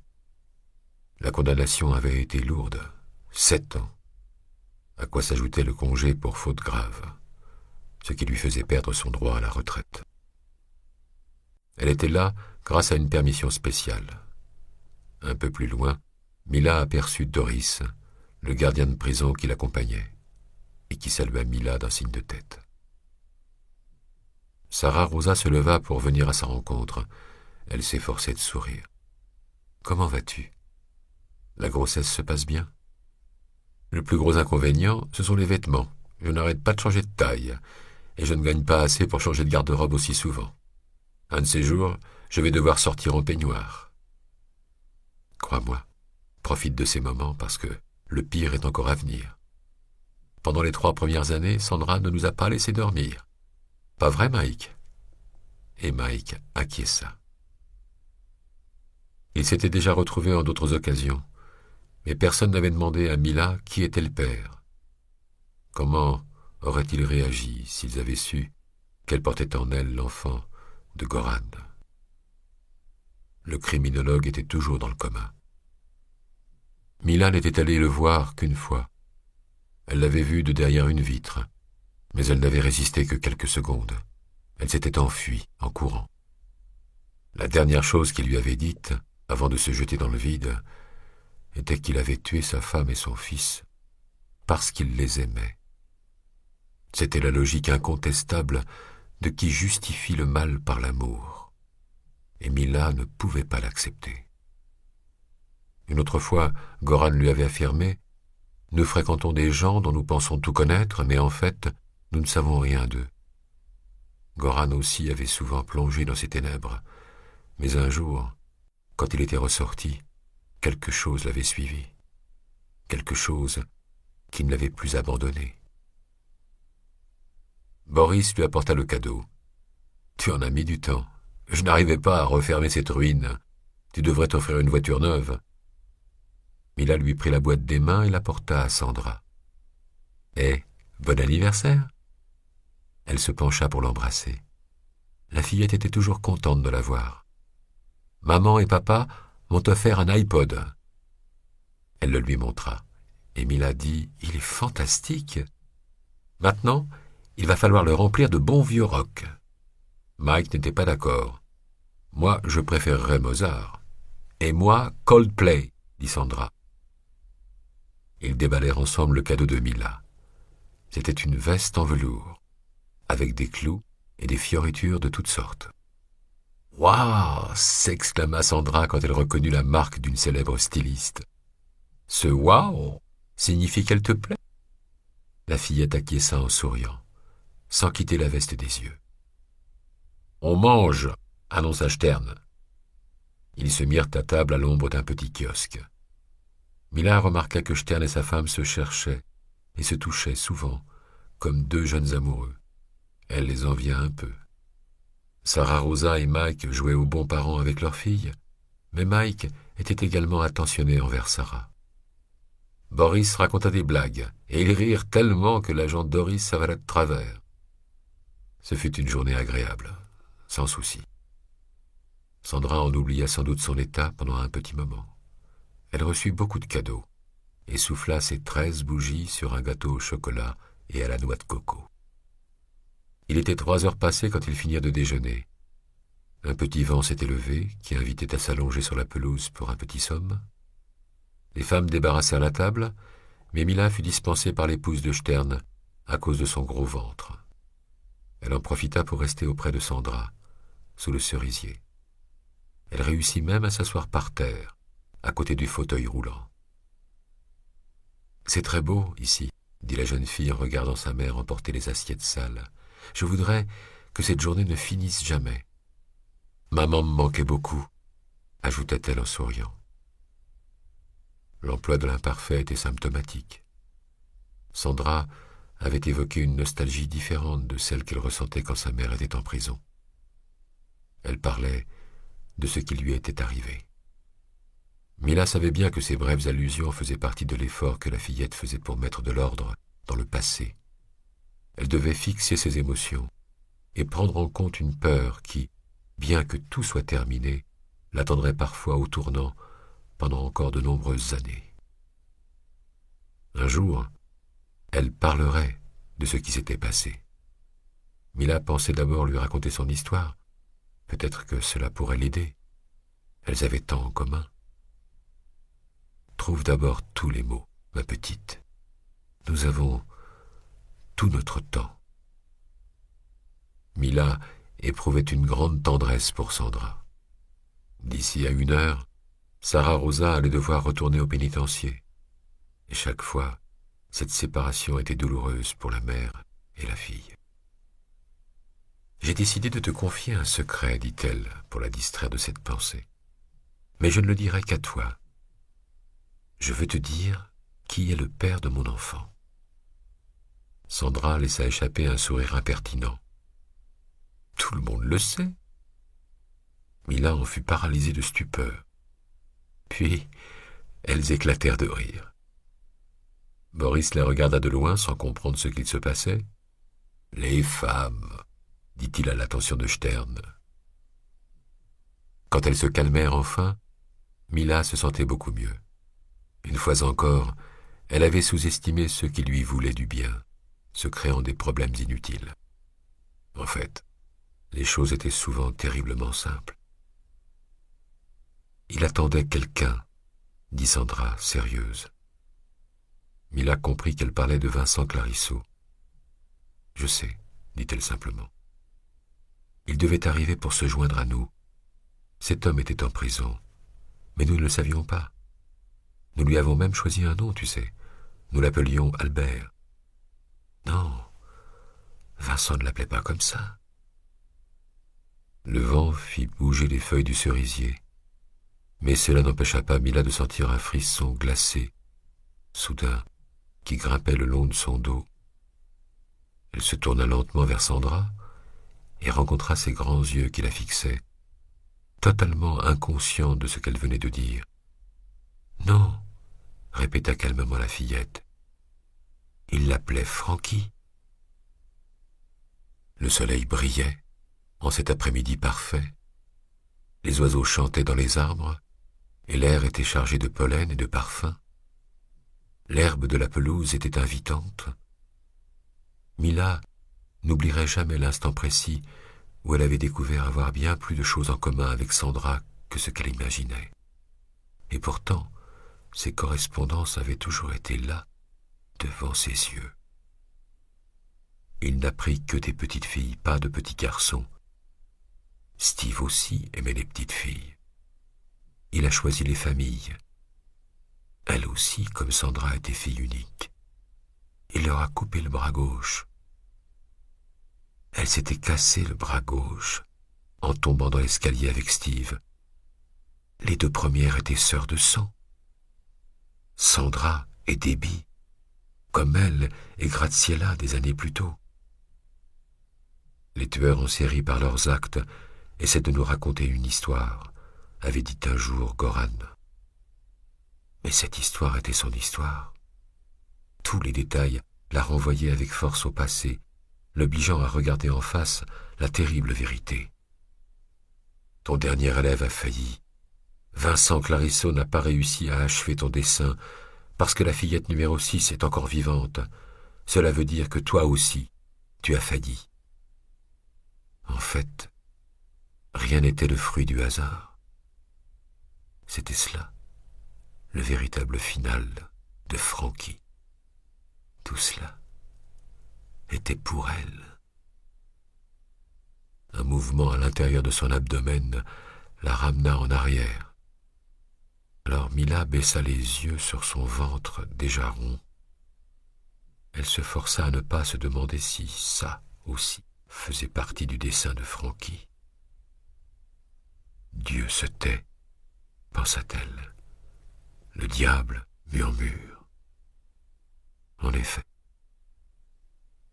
Le soleil continuait de resplendir en cet après-midi parfait. Les oiseaux n'étaient pas fatigués de chanter dans les arbres, et l'air était toujours chargé de pollen et de parfums.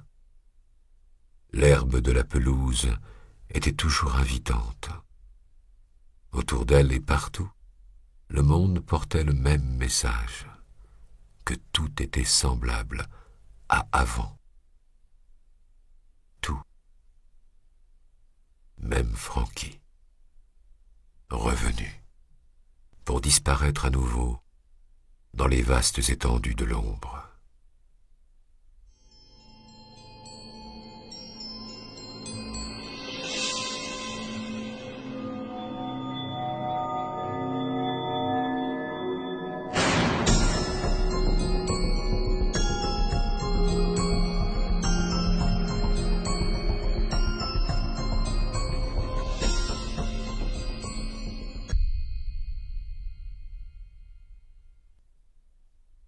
Note de l'auteur. La littérature criminelle s'est occupée des chuchoteurs en réaction à l'évolution du phénomène des sectes. Un sujet complexe qui soulève de nombreux problèmes. La plus grosse difficulté est justement de fournir une définition du chuchoteur utilisable dans un procès, parce qu'elle met directement en cause la responsabilité pénale et les éventuelles poursuites. En effet, si l'on ne parvient pas à établir de lien de cause à effet entre les actes du coupable et un chuchoteur, ce dernier ne peut pas être accusé de crime pour le faire condamner. Parce que, dans le cas des chuchoteurs, il ne s'agit pas simplement de soumission. Ces individus agissent à un niveau subliminal qui ne crée pas d'intention criminelle dans l'esprit du sujet. Ils font émerger son côté obscur, présent de manière plus ou moins latente en chacun de nous, qui le poussera au crime. L'affaire Offelbeck, en 1986, en est emblématique. Une ménagère reçoit des appels anonymes, puis un jour, de but en blanc, assassine sa famille en mettant de la mort au rat dans la soupe. Il faut ajouter à cela que les auteurs de crimes atroces ont souvent tendance à partager la responsabilité morale avec une voix, une vision ou un personnage issu de leur imagination. Il est donc particulièrement délicat de distinguer quand ces manifestations sont le fruit de comportements psychotiques ou quand, au contraire, elles sont réellement imputables à l'œuvre occulte d'un tiers. Parmi les sources utilisées dans ce roman, outre les manuels de criminologie et de psychiatrie judiciaire et les textes de médecine légale, il faut citer les études du FBI, qui a le mérite d'avoir constitué une base de données unique en matière de tueurs en série et de crimes violents. De nombreuses affaires citées dans ces pages sont réelles. Pour certaines, les noms et les lieux ont été volontairement changés parce que les enquêtes et les procès ne sont pas encore tout à fait terminés. Les techniques d'investigation et de la police scientifique décrites dans le roman sont réelles, même si dans certaines circonstances, l'auteur a pris la liberté de les adapter aux nécessités narratives. Remerciements. Beaucoup de gens pensent qu'écrire est une aventure solitaire. En fait, de nombreuses personnes contribuent, même involontairement, à créer une histoire. Ce sont elles qui m'ont nourri, appuyé et encouragé pendant les mois de gestation de ce roman et qui, d'une façon ou d'une autre, font partie de ma vie. Avec l'espoir qu'elles restent auprès de moi pour longtemps, je veux leur dire merci.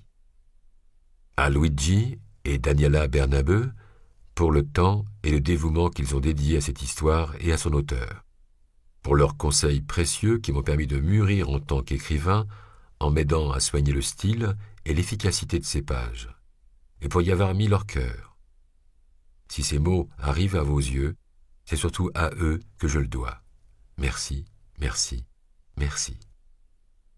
À Stefano et Christina Maori, qui ont investi leur nom dans le mien, en y croyant jusqu'au bout. À Fabrizio, mon souffleur, pour ses conseils sans pitié, pour sa gentille fermeté, pour avoir aimé fortement chaque page, chaque mot. À Ottavio, l'ami qu'on voudrait avoir pour toute la vie. À Valentina, qui est vraiment spéciale. Aux petites Clara et Gaïa, pour l'affection dont elles me comblent. À Gian Mauro et Michela, avec l'espoir qu'ils soient près de moi dans tous les moments importants. Et à Claudia, ma lumière. À Massimo et Roberta, pour leur soutien, leur appui et leur sincère amitié. À Michele, mon premier meilleur ami. Il est beau de savoir qu'il sera toujours là quand j'aurai besoin de lui. Et il est beau qu'il sache que moi aussi je suis là. À Louisa, pour ses sourires contagieux, et pour les chansons chantées à haute voix la nuit, en voiture, dans les rues de Rome. À Daria, et au destin qui me l'a offerte, pour comment elle voit le monde, et pour comment elle me le fait regarder avec ses yeux. À Maria de Bellis, qui a pris soin de mes rêves d'enfant. Si je suis écrivain, c'est aussi à elle que je le dois. À Husky, mon irremplaçable associé. À Alfredo, compagnon volcanique de 1000 aventures. À Achille, qui n'est pas là, mais toujours là. À Pietro Valsecchi et Camilla Nesbitt, et à toute la Taoudoué. Un merci à toutes les collaboratrices de l'agence Bernabeu, qui ont suivi les pas de ce roman, et à tous les amis qui ont lu cette histoire en avant-première et qui m'ont aidé à la faire grandir grâce à leurs précieuses suggestions. À toute ma grande famille, ceux qui sont, ceux qui ont été et ceux qui seront. À mon frère Vito, les premiers yeux qui ont rencontré cette histoire et tant d'autres depuis toujours. Même si vous ne pouvez pas l'entendre, la musique que recèlent ces pages lui appartient. Et à Barbara, qui le rend heureux. À mes parents, pour ce qu'ils m'ont enseigné et pour ce qu'ils m'ont permis d'apprendre seul, pour ce que je suis et ce que je serai. À ma sœur, Chiara, qui croit en ses rêves et en les miens. Sans elle, ma vie serait terriblement vide. À ceux qui sont allés au bout de ces pages, avec l'espoir de leur avoir offert une émotion. Donato Carizzi.